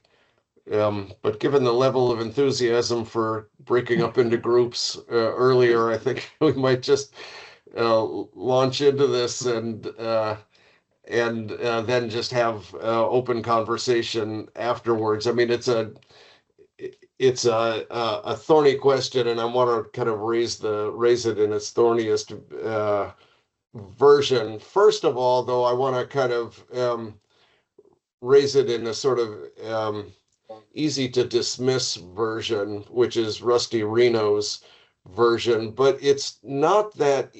But we have to recognize that Reno is probably the most prominent voice for Christian nationalism amongst Catholics. He is a prominent Catholic theologian by dint of his editorship of First Things. And in some senses, he's easy to dismiss. I was actually in an event with him in Budapest, Hungary, a couple of years ago. I was the sacrificial lamb meant to represent the other side. And I don't think I was not in the majority in the room for sure. But I had told Rusty that he, short of sacrificing a goat to Baal, he hardly could have done more in his book to invite the charge of idolatry. And so he's useful for the critique of Christian nationalism, in part because there's so little Christianity in the book. And that's kind of what I find so interesting about this, is that he makes it obvious that what's really going on is it's about America and it's not about Jesus. It's not about Christianity. Now, he just published an article in March in First Things called "The Case for Christian Nationalism." And unlike in the book, there is some Jesus in the article, but still Jesus is mostly useful for restoring pride in America. Here's a quote from the article, quote, "The main problem facing America is not a lack of faith in Jesus Christ. It is a lack of belief in anything whatsoever." And so faith in Jesus is something, and it's faith in something.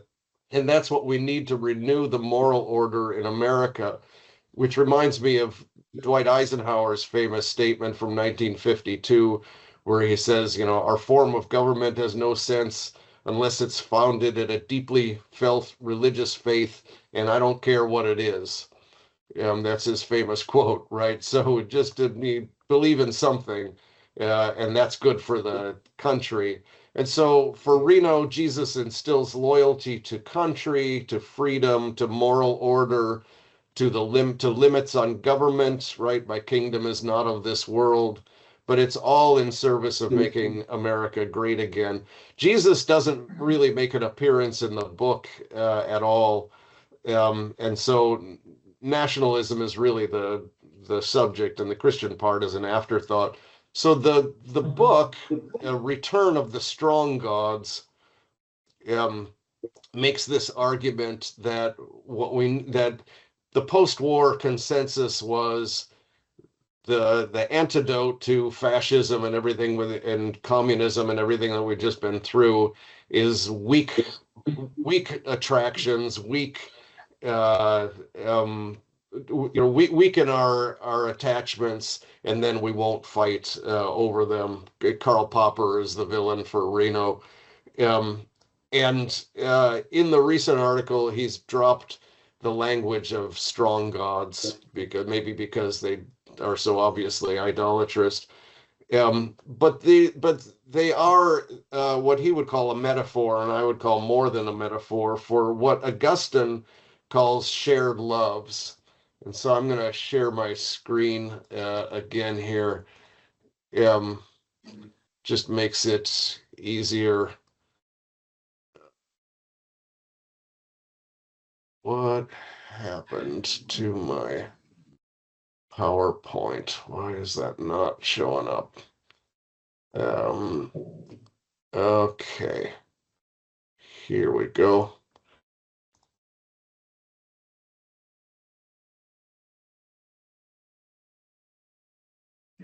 So this is Reno's book, Return of the Strong Gods. I don't know who the god is on the cover, but it's not Jesus. And he appeals to Augustine, and this strong gods are these loves that unite us. Our strong God of the nation draws us out of our little worlds, our shared loves, love of our land, our history, founding myths, warriors, and heroes raise us to a higher vantage point. And then he appeals to Augustine again. This is the beginning of Confessions. So the idea that shared loves unite us is an idea Augustine makes a lot of in City of God. And then this, from the opening of Confessions, our hearts are restless. Our hearts remain restless. They seek to rest in loyalty to strong gods worthy of love's devotion and sacrifice. Now, if you know your Augustine, our hearts are restless until they rest in you, O God, right? Not in us. So that's the crucial difference. For Augustine, our hearts are restless until they rest in you, God. For Rito, our hearts are restless until they rest in us, right? So for Reno, what's crucial is the us and the ours, what he calls the miracle of the we.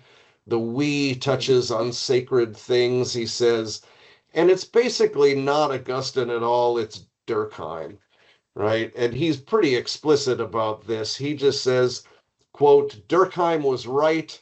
To be human is to seek transcendent warrants and sacred sources for our social existence. Biblical religion can surely endure and its soulcraft will continue, but it cannot resume its old place in society.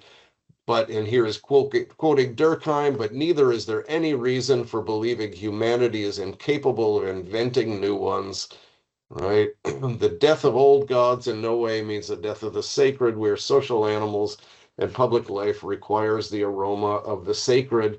And he quotes all of this approvingly, right? So all of this divinization of the we, I think, is just collective narcissism.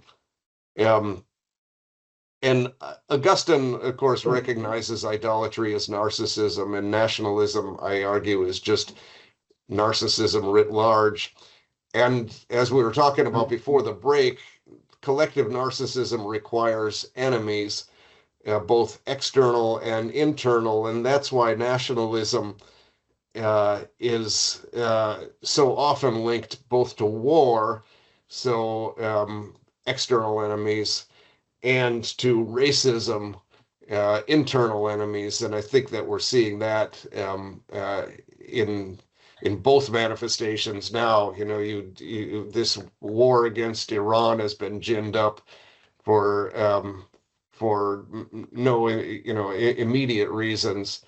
And the ICE has brought this kind of theater of cruelty into the streets and created this kind of internal enemy that we need to struggle against. These foreign invaders that are sapping our precious sacred national identity and so on. And so dividing friends from enemies is always going to be one of the tools of nationalism, and kind of requires that. As Aquinas makes clear, a virtue directed, so there are virtues in nationalism, this willingness to sacrifice for the good of the whole and so on. But as Aquinas makes clear, a virtue directed to the wrong end is a vice. Religio directed to a false god is idolatry. Christian patriots try to get around the charge of idolatry by saying that God is number one and, the nation is number two. Idolatry in the Bible, again, it's on a spectrum, right? The Israelites have a king, even though God tells them this is what your king's going to do for you, do to you. He gives them a king. But in the biblical view, the stronger the loyalties, so again, it's on this spectrum, the stronger you can have a king, but if your loyalty to the king exceeds your loyalty to God, then it's idolatrous. Um, and so the stronger the loyalties to created things that are not God, the more they tend towards idolatry. But in Reno's language, the strong gods, that it kind of captures that dynamic precisely. The stronger the loyalties to group solidarity, the more such loyalties tend to become gods for people, and they tend to become false idols. So what matters for Reno, interestingly, is the quantity and not the quality, right? How much God, how strong of a God. It's not about the identity of the gods. Yeah, and that's why Jesus doesn't, he doesn't even bother with Jesus in this book, right? What matters is the intensity. It's the quantity, how strong are these gods, and not which God are we talking about. So the only way to get around this dilemma of God versus group solidarity is to identify the true God with the nation. But Reno understands that that's just idolatrous. Um, and worshiping God won't distract from social solidarity if social solidarity is identified with God, but that's idolatry. So he can't do that explicitly. So what I want to do though, what I find more interesting than Reno in a lot of ways are these other attempts to rescue or put forth a theology of Christian devotion to the nation. And I've given a couple of examples of that. One is Dorian Llewellyn's Toward a Catholic Theology of Nationality. He's a Jesuit, interesting guy, good guy. And he argues that national belonging is both natural and a type of particularism. Natural and particular, right? So again, so he's kind of taking this sort of perennialist view that national belonging is natural. And he's taking this view that it's a type of localism. And the theological warrant he gets for this is the incarnation.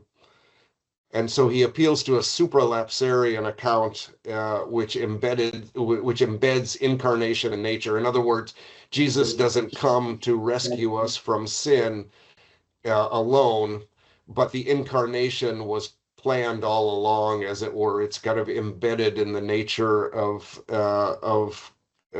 creation.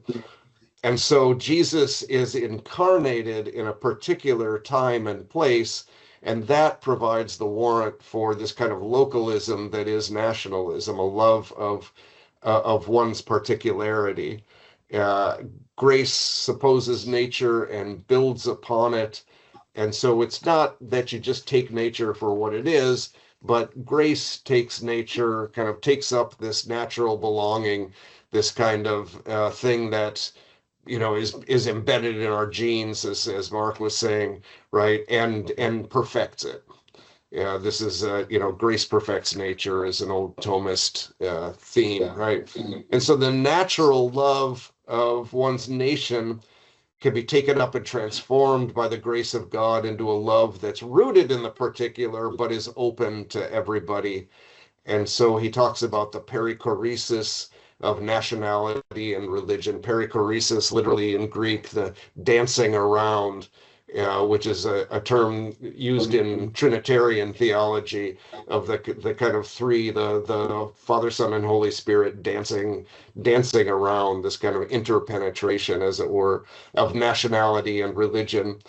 So we need each other to keep nationality from chauvinism, and religion from otherworldliness. So religion is not abstract, it's rooted in the here and now, and part of that is national belonging.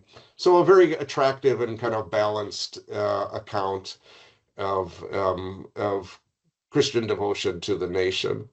The Himeses, Michael and Kenneth Himes, their book, interestingly, there's no Christian imagery on the cover. It's all I think it's the White House and the Washington Monument. There, at least, Dorian Llewellyn at least has both the Virgin Mary and Statue of Liberty. The Himeses just have the White House and I think that's the White House and the Washington Monument. Anyway, they also present incarnation as particularism and national belonging as particularism. And so their chapter is called Incarnation and Patriotism. So also this kind of grace perfecting nature. They have a version of Aquinas's Ordo Amoris. J.D. Vance is cheering, right? But for the Himeses, we learn to love from those closest to us and then extend that love further. For J.D. Vance, you just kind of stick to those closest with you, and then if you got anything left over, you might want to share it with people outside your circle.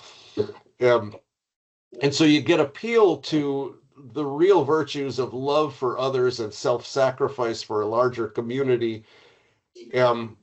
Okay, so that's the two of them. What do I think are the problems with this approach? Because they all seem very attractively balanced. You can love your country and be a patriot, but you don't need to be a nationalist. There's this balance between the particular and the universal, and so on. So what are the problems with this? The first problem, I think, is the patriotism nationalism distinction. The Himeses make a lot out of this. Llewellyn really doesn't, but it's sort of implied.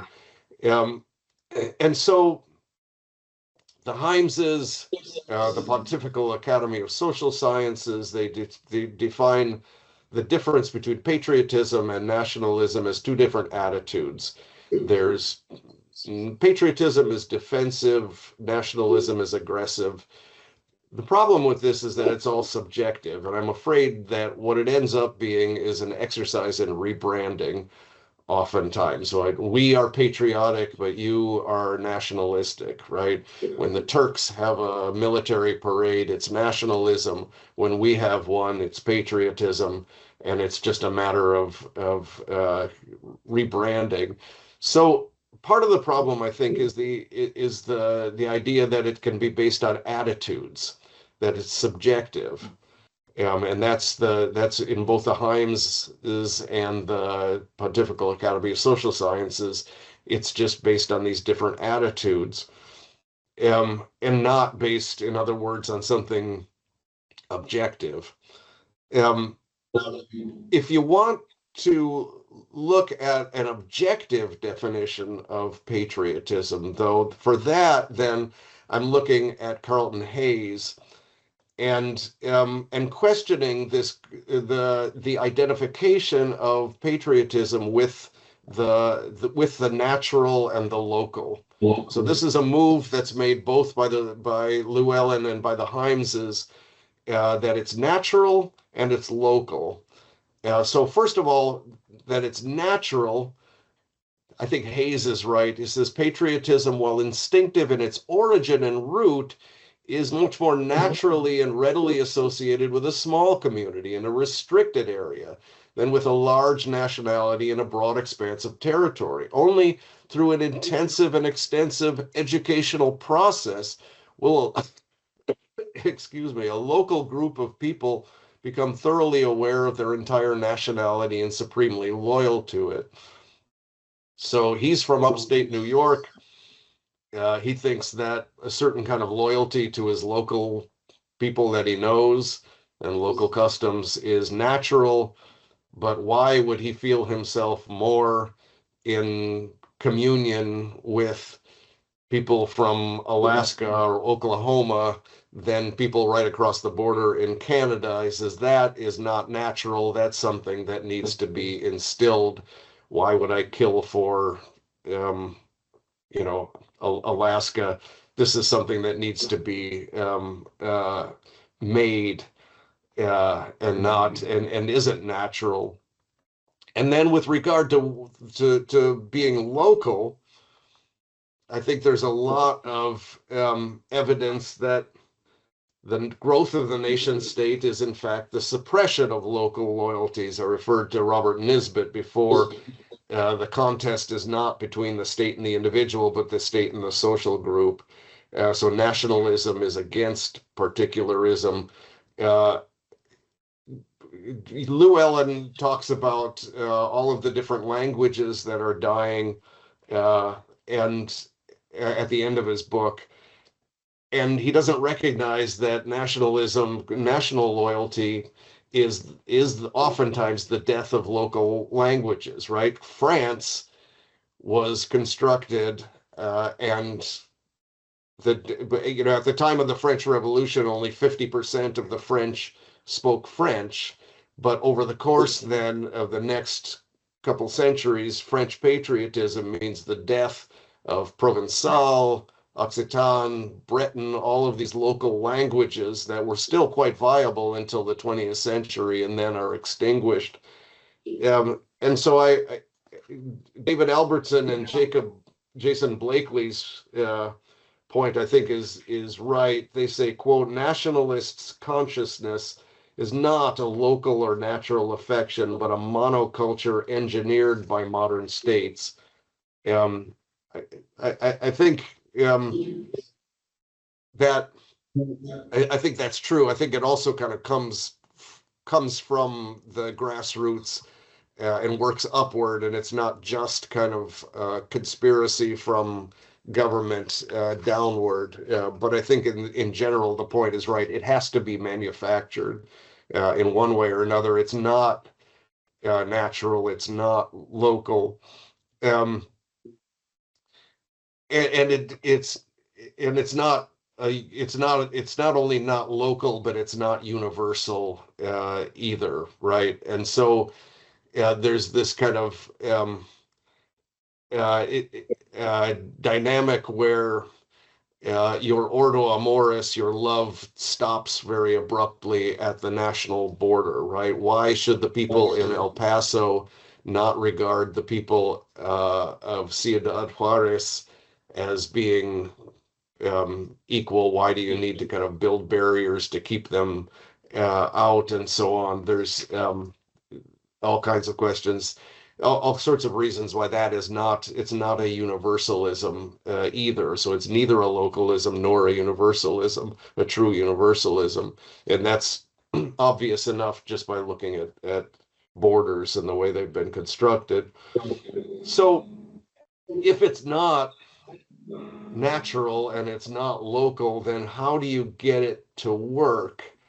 How do you get a kid from Iowa to go kill somebody in Iraq that he doesn't know anything about? Hayes's explanation seems the most plausible to me, that the only way to transfer people's natural and strong loyalties from intimate relationships with people and places to a large abstraction like the modern nation state is to make natural belonging into a religion, right?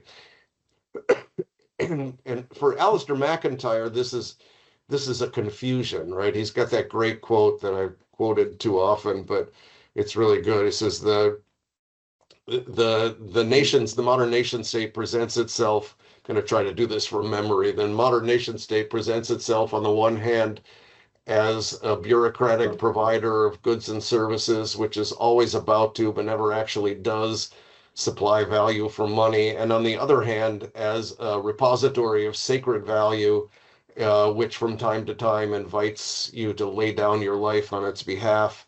And he says it's like being asked to die for the telephone company. And it's not just dying for the telephone company, it's killing for the telephone company. And that's why he thinks patriotism is particular. It's like loving your mother, it's warm, but the liberal nation state is universal and contractual, it's cold. And so there's this kind of contradiction at the confusion at the center of this. But as I'm pointing out, it's not just a confusion, it's a necessary confusion. The nation needs sacrifice. And so the question then, can we be devoted to God and subordinate our love of the nation? I want to say maybe, right? There are certainly better and worse versions of devotion to the nation, right?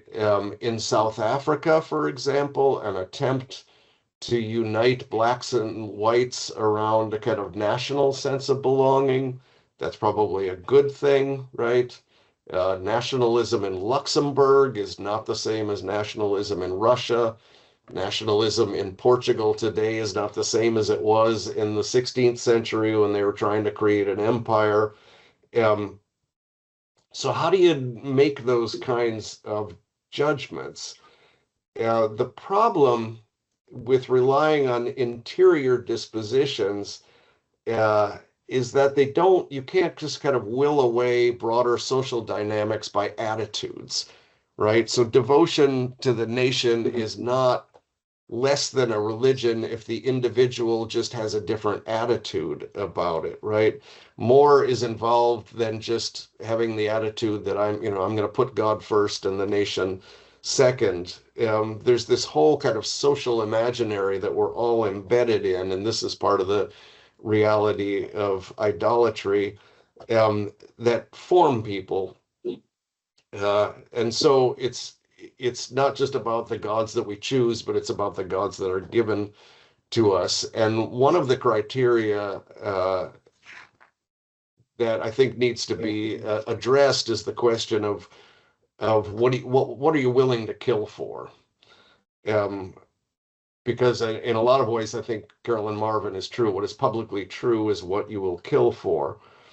And so I'm going to try to close this up so we can get to the conversation.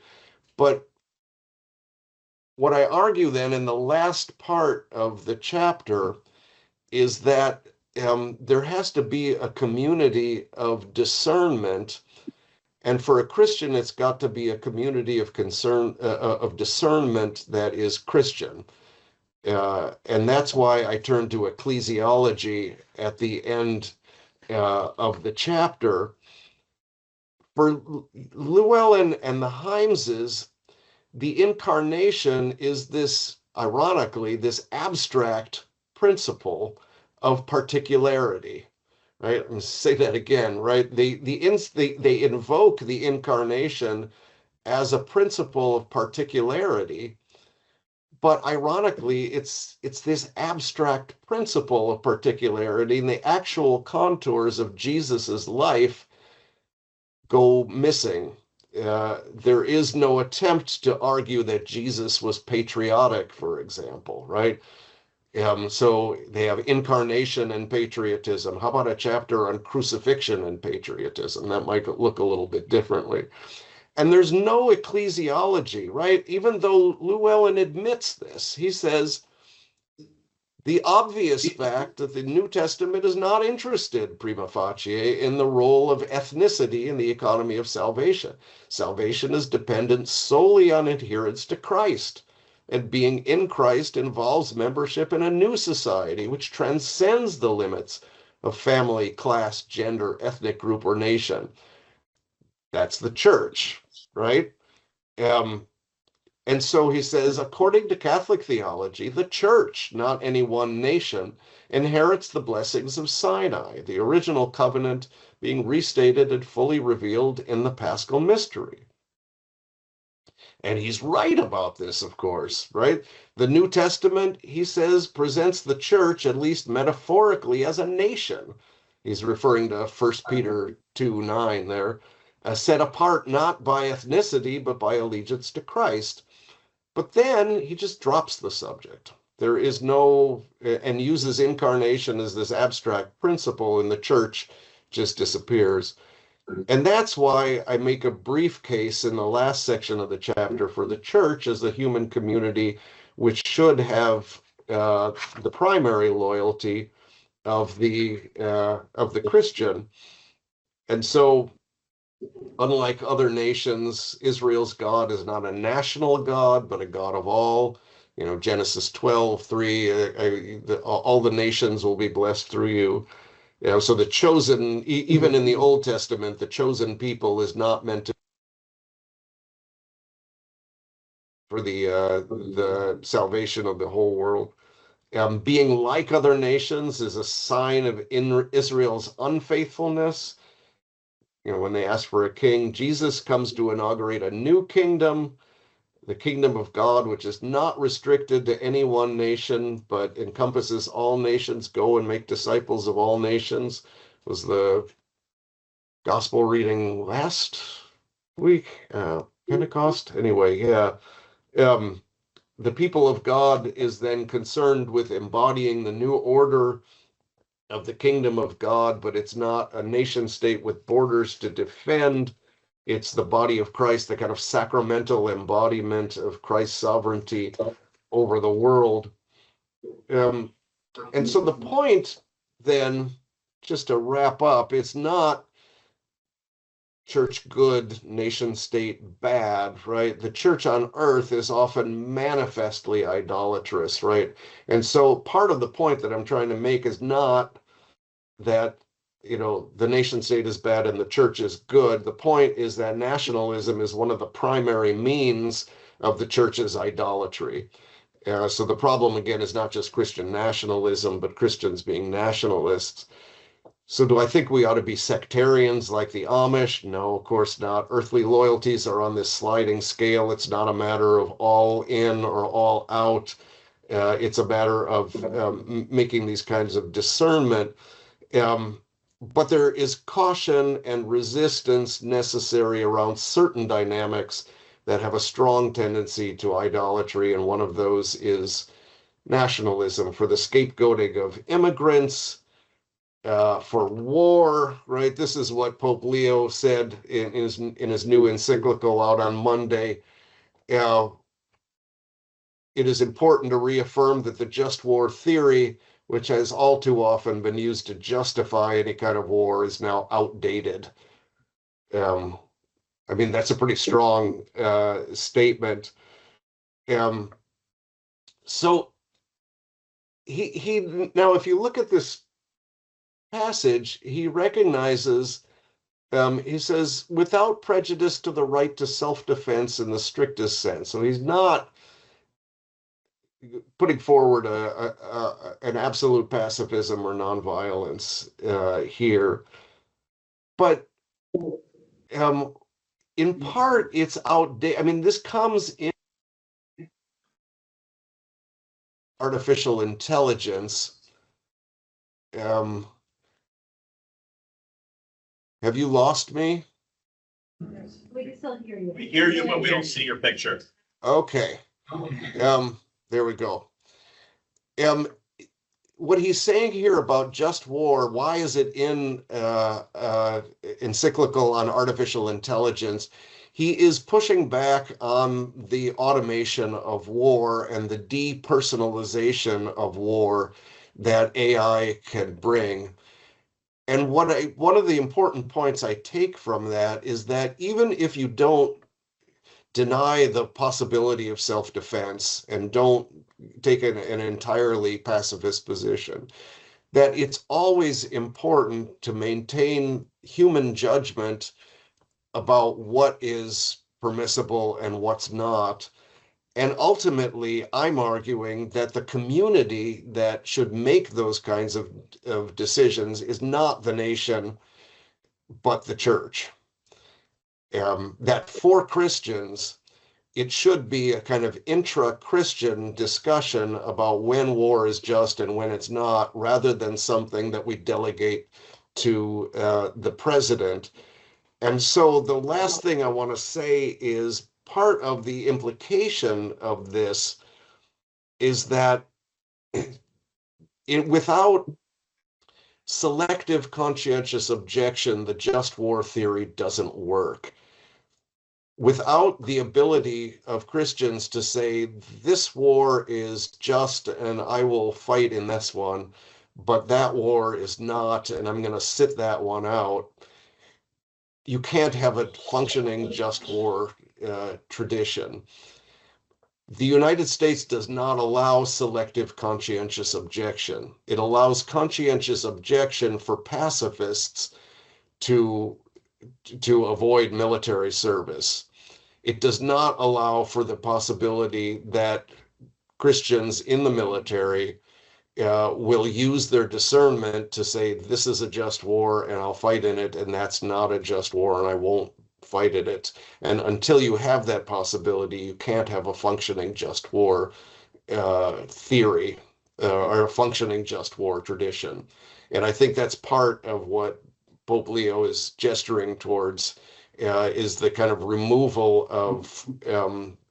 of war making, the use of violence from human decision making, and ultimately from Christian decision making. So that's what I'm arguing. So that one of the criteria for deciding when devotion to a nation has become idolatrous is the question of violence. When are you being asked to kill for something? And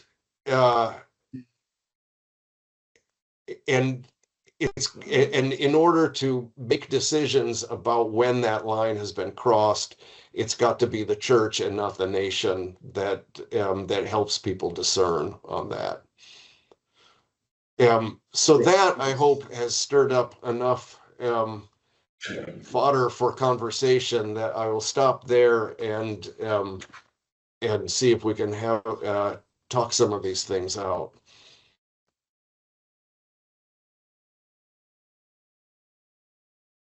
Lisa, go ahead. Lisa, go ahead. So I hear what you're saying, but one thing that strikes me, and I do have another question after this, which is a big one. When you say the church, which church? I mean, I assume. That's a good question.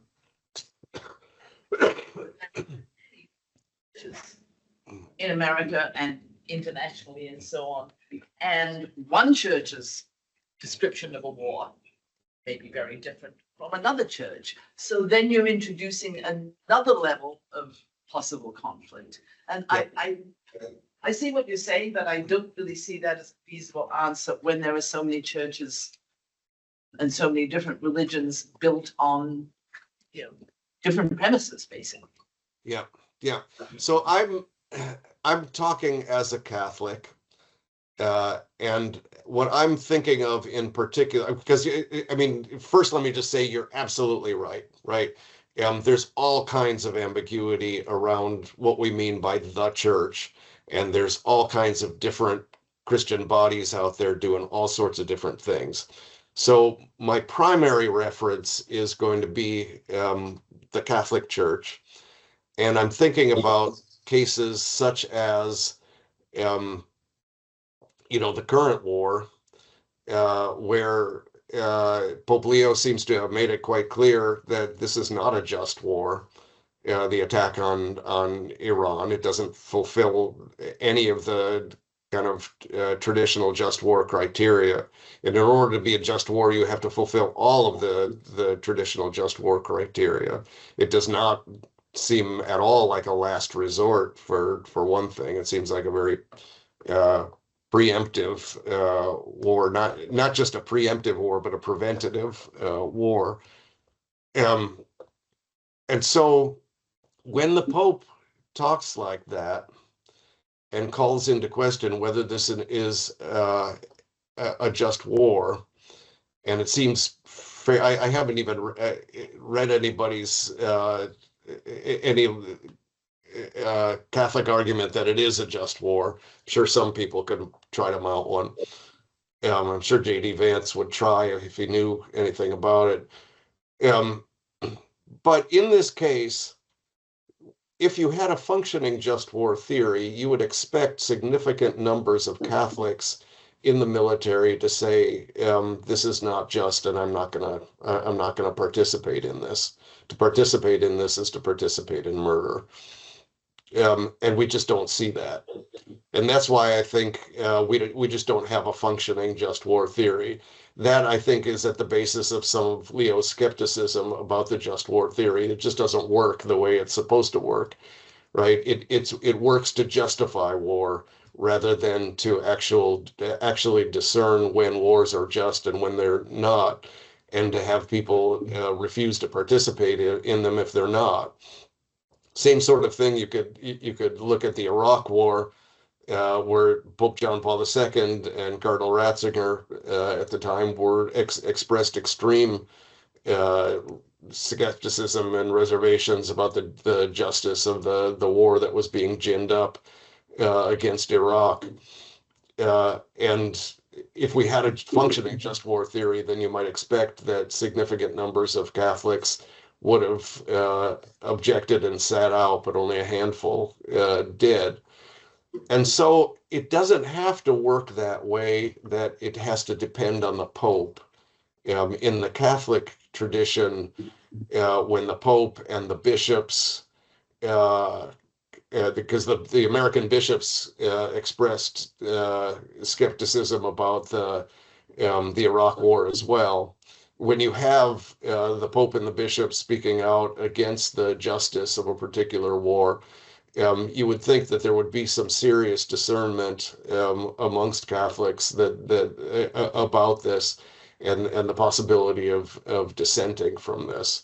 And there just hasn't been. This is going to work differently in different traditions, and I don't want it all to depend on what the Pope says or what the bishops say. I think discernment needs to be taking place at all levels of the church, at the local level especially, and at the level of the individual's conscience, right? And that's part of the problem, is that without SCO, without selective conscientious objection, people are encouraged just to do whatever they're told to do by their commanders, and not undertake this process of discernment.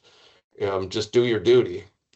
And because you have no right to selective conscientious objection. This is going to work differently in other Christian traditions. There are other Christian traditions that are much less hierarchical than Catholicism is, and it's going to work differently there. But I'm encouraging Christians, groups of Christians, to make this discernment real. And actually make some hard decisions about when violence on behalf of the nation state.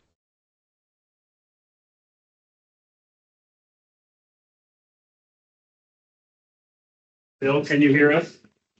Yeah, I can hear you now. Yep. There you are.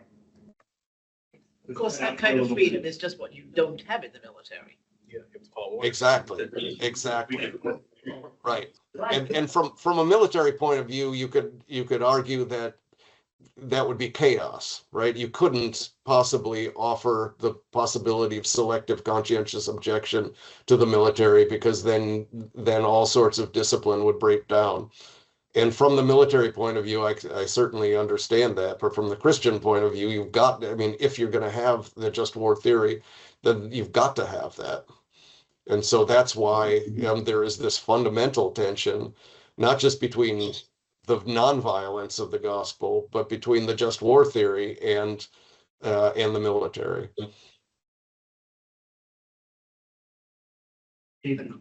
John, sit back. You're gonna go across to. All right, can you hear me from your bill? I can hear you. Yeah. So, Can't see. Oh, there I can see it. Okay.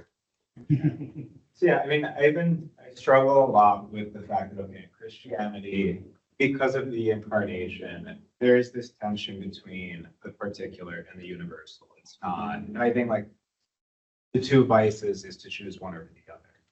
So with the, the idolize the particular things, the device of nationalism. And the inverse would be a list kind of Gnostic form of universalism that no regard for the particular. So I don't know. I mean, I feel like there's a need to critique both, and I think it depends a lot on the context that we're in. So I think given the kind of political situation we're in on the national level, like, yes, there's this need for Christians to speak out against this vice of idolizing the particular in the form of nationalism, which is ultimately not even a true esteem for the particular. But I don't know. I mean, I feel like there's also the need to speak out against the opposite vice, because on one hand, like, I look at my own experience, like, and how much of it, like, the way that I grew up in a very kind of suburban, deracinated environment, like, there's a need for this esteem. Without it, like, we don't really are. And I see that, I don't know, like, I feel like it's probably losing their roots, losing their sense of being part of something particular, like, it's something that I think we need to look at without going to that extreme of idolizing the particular. And I think this also plays out in the debate on immigration, because of course, okay, like, you have people saying, I'm sorry, plays out in the what? In the debate about immigration in the US. Because I think, again, like, you have this extreme of, if we have open borders, it's for the fabric of the country. So, let's go to this extreme of getting ICE to deport everyone. But I think, again, like, there's the opposite extreme of, like, oh, look at it. If we want to regulate immigration, then it's too xenophobic. We need to be open to everyone. But again, where is this room for the tension between the universe? And ultimately, again, like, with the problem of immigration, like, if you don't have an actual host culture, a culture with real roots, what are you welcoming immigrants into? Things of false hospitality if you don't, again, like, to create that space of attention. So I don't know, I'm curious on your thoughts on how to maintain that as Christians. Right, yeah. So I mean, what I've tried to bring out is that there is in fact this tension, and in some ways what nationalism does is collapse it. Right. So the tension is not just between the local and the universal, because the nationalism in some ways is neither a localism nor a universalism. It truncates universalism and it blows up localism. And so the tradition, the Christian tradition is kind of both local and universal, and you find this in the Eucharist, right? That the particular host, each particular host is both particular to the individual recipient and confected at the altar of each particular church, but at the same time, it incorporates you into the universal worldwide church. I teach courses on world Catholicism in the global South. And we talk about the question of inculturation all the time, that part of what makes the church universal is precisely its embrace of the particular in each culture, right? And so that you've got, the mass looks very different in a suburban white American parish than it does in village in Nigeria, right? And that's a good thing, that those differences ought to be celebrated, but that the particularity is part of what makes us universal. And that, to me, is something that we can bring, that the Catholic Church can bring to the conversation that other bodies can't. Right. And so the Catholic Church, I often tell my students, is the world's only truly grassroots global organization, or a truly global grassroots organization. You have elite organizations that have been created since the middle of the 20th century that are truly global. but the Catholic Church in some ways is the first truly global organization that remains the only truly grassroots global organization. And precisely because its Catholicity, its universality is rooted in this embrace of every culture, of every particular instantiation of culture. And so how that works out in the concrete is always a matter of negotiation, right? The Catholic Church has never called for open borders, for example, and because that in a lot of ways is probably unworkable in the current situation of nation states. But what it has called for is the rights of those that are migrating, and the importance of trying to give them conditions in their home countries which make migration unnecessary and requires an entirely different kind of apparatus of ways of thinking about these matters, rather than thinking of them in terms of these are foreigners who are invading our country and we need to do something to stop them. It's just an entirely different mindset from that. And that's what I'm asking for. So when you're in a nationalist mindset, you've just got a whole different way of thinking about these matters than when you're in a Catholic mindset and set of practices. And that's precisely why ecclesiology is the last word in this chapter. So, Raglan had a question. Monsignor, we're going to go across the room this way. Okay? Sorry. No, it's all good. Thank you, though. So all of this on nationalism makes sense in this context of dealing with immigration issues and migration and war, and trying to understand the political climate that we're in right now.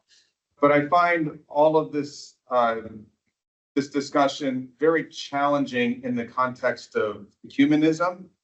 So if we're going to have the statement that nationalism is one of the ways that the church is idolatrous, all of the Orthodox churches are national churches, and the Anglican Church also is a national church. So that seems to me like a step back in ecumenical dialogue if we're going to say all of those churches are idolatrous. And so the Catholic Church has this position, and then the Orthodox Church is really wrong. So how do we have these discussions, about all of the kind of ethical issues we're having in a way that is ecumenically sensitive, let's say? Yeah, that's a really good question. Nobody has put that question to me before, and that's a really good question. The first thing I guess I would say is that you would never say, oh, the Orthodox churches are all idolatrous because they have they're based in kind of national identity. I mean, you could probably point to idolatrous Orthodox practices based around nationalism, but you could just as easily point to idolatrous Catholic practices around nationalism as well. You could look at Franco's Spain, for example. I mean, there's just lots of examples of where Catholics are no better than Orthodox in these matters. So just on the empirical level, I think that that would need to be said immediately, right? On the kind of larger theoretical level on this, I'm afraid at some level, once you've acknowledged that we're all idolatrous in this way, at some level, I, as a Catholic, ultimately am going to want to say that there is something in the Petrine ministry that is helpful in resisting idolatry. I mean, I'm going to have to come out as a Catholic at some point and think that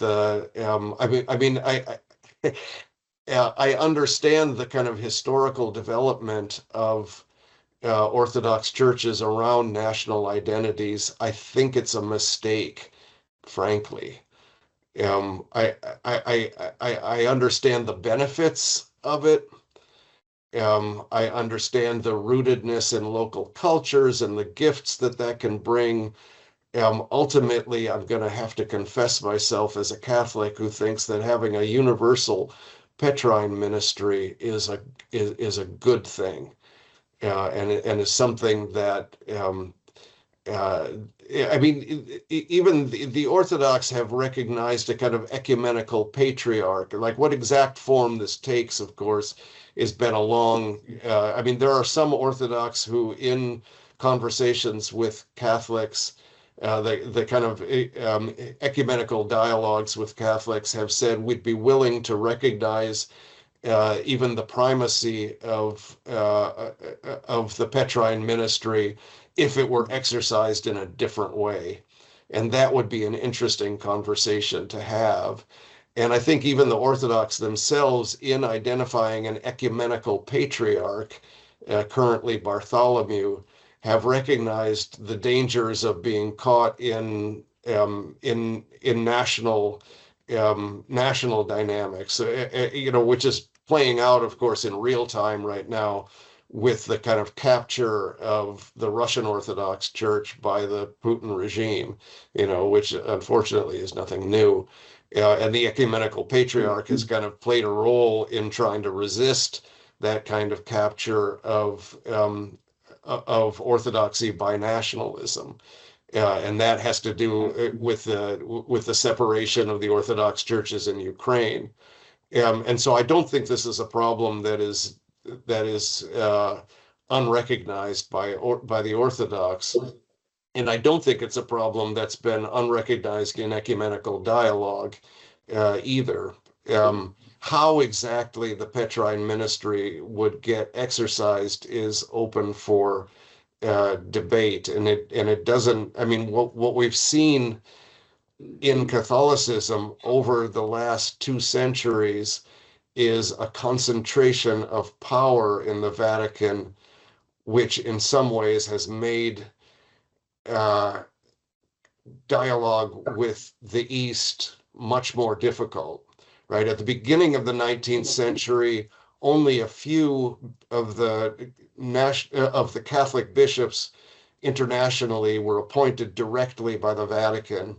And by the end of the 19th century, they all were. And so there's been this tremendous concentration of power that the Pope has gone in the last 2 centuries from court of last resort to CEO of Church Incorporated. And I think there's a real argument to be made for the decentralization of the Petrine ministry. And I think Pope Francis kind of made some gestures at that as well. And I think that's where the Orthodox would want to push the Catholic Church, and I think they're right to do that. So I don't want to have this kind of triumphalistic idea that the Catholics have it solved and the Orthodox don't. But ultimately, I do think that fixing church identity to national identity in the way that it's been done in the Orthodox world could use some mitigation by the Petrine ministry, which is probably why I've never been asked to participate in Orthodox Catholic dialogues. Does that, do you want to come back at me on that, or how do you? No, I like that. I don't have any better answers. And it's just I think a difficult question, because there's part of ecumenism is not always about what's right and what's the the wrong thing to believe, but you know, how do you work together? And so, yeah, it's a. There may be an intra-Catholic catechetical value in chastening lay people's relationship to like the USCCB, right? That there can be a kind of naive tendency to treat national bishops' conferences as though they're more than they are ecclesiologically. And that might be one, not outward facing, but inward facing payoff of this, is that one effect of nationalism qua idolatry can be an overemphasis on national bishops' councils. Yeah, that's an interesting point. Right, that would be an internal critique that should and has been made. Right, national bishop conferences are a fairly recent invention, and not always to the good. You have a question? No, I think. Go ahead. Hi, Bill. Thanks. You've given us much to reflect upon. I know other people want to chime in. I'll make this brief. So I like the idea of the church sort of serving as a sort of an Archimedean point for us as we navigate our various roles in society, right? As citizens, in our occupations, in our communities, in the global environment. My problem is that in this partisan climate, what seems to be happening is that Catholics are not necessarily tapping into the full body of Catholic teaching, but to use that cafeteria metaphor, they're picking and choosing, and then they're attaching themselves to like parties, and they're becoming like armed of political parties, which I would regard as a kind of idolatry, kind of tribal. So I think that's what bothers me. And each party has a very different definition, framing of what nationalism is. They're coming at it they have different philosophies. But so that's my concern as a Catholic, that there's this like polarization into like party attachments, partisan attachments. I think that's exactly right. And I think the cause of that is that our primary loyalty is to the nation and not to the church. So I actually, if you don't mind me going through a little potted history in 2 minutes, I actually have a few slides that I prepared on exactly this question. How did we end up divided like that? And I started with the fact that we were an immigrant church. We were outsiders in a hostile Protestant environment, a long history of anti-immigrant sentiment directed as Catholics.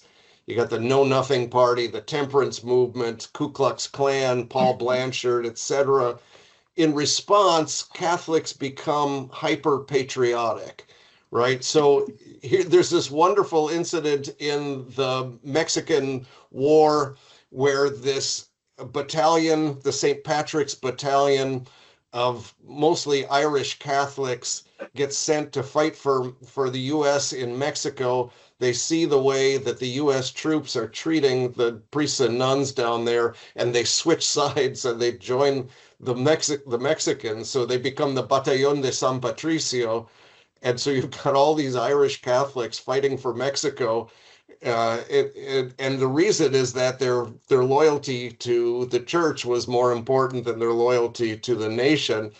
This is Cardinal Mundeleин's worst nightmare, and so he then in World War I creates the National Catholic War Council to make sure that Catholics become hyper-patriotic. And of course, the final, the watershed is the election of John F. Kennedy.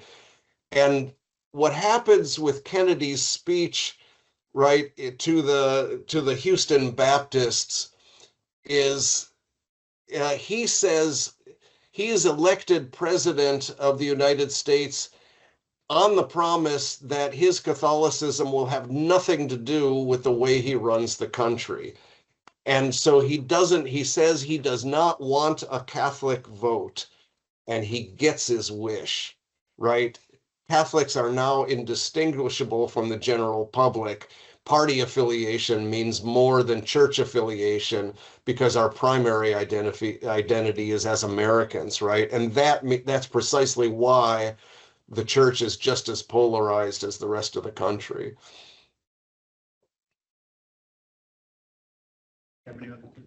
Hey, I wanted to come back to your SCO discussion, selective conscientious objection. And first off, thank you for teaching me about it and how to distinguish it from blanket pacifism.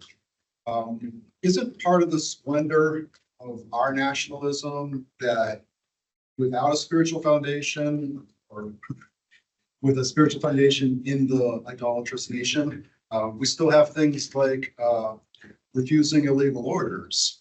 So the order is very particular. It's not some blanket, I'm going to refuse orders. It's this war is unjust, and especially that order to kill right there is unjust. So if I'm an admiral, I can resign. And if I'm a enlisted person, I probably can't resign, but I can at least go through a process to try to get my view of the enlistment. And so it's not quite as good as a different ethic, but it's maybe part of the splendor of this nation. Maybe the splendor, meaning that you're using the word splendor non-ironically to mean what's part of what's good about the U.S. is that it's written into the military code that you can refuse manifestly unethical orders. Yeah. And that's right. Remember that the Trump administration has suggested prosecuting the members of Congress who pointed that out, right? It was Senator Mark Kelly and several other veterans in Congress made a video saying you don't have to obey illegal orders, and the Trump administration made moves to prosecute them for that. So I mean that's part, but you're right that it's a good thing about the American military that right has been written into military law. Do you know any cases where it's actually been used in that way, where people have refused illegal orders and been rewarded for it? Well, I know the case you described where senators are standing up for that, right? And Yeah. that's kind of something. If it was Yeah, that is a good thing. And instead of some kind of American nationalist idolatry that has some splendor to it. It's not. Yeah. Yeah. No, I think that's right. Yeah. Just cognizant of time, Dr. Cavanaugh. Do we want to take one more question or? We want to wrap up?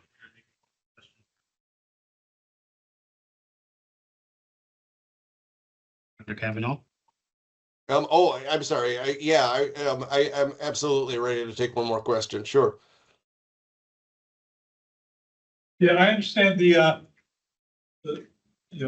Pope talking about the just war theory and things like that in the Iranian war. I was just wondering, has he spoken out about the massacre of 42,000 Iranians and the justice of that? He has. Yeah. I'm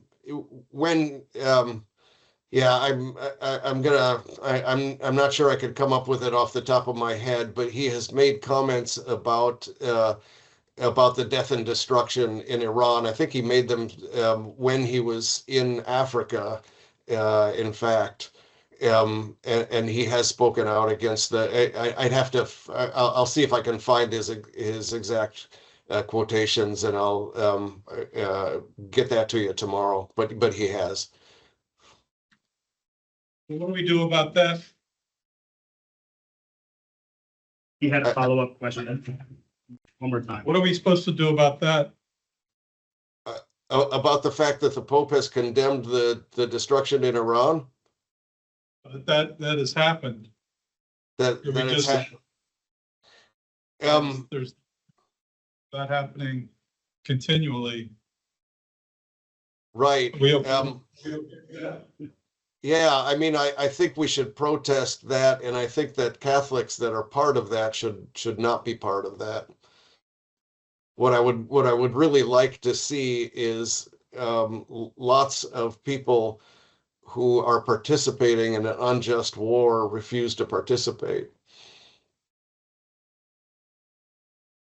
I think protests are okay, but it's not going to do any good unless it's the people that are actually participating in this that refuse to participate. And that's the way the just war theory supposedly on paper works, is that it's actually used to stop certain acts of violence rather than simply justify them. It just doesn't work that way very often. Thank you so much, Dr. Cavanaugh, for everything.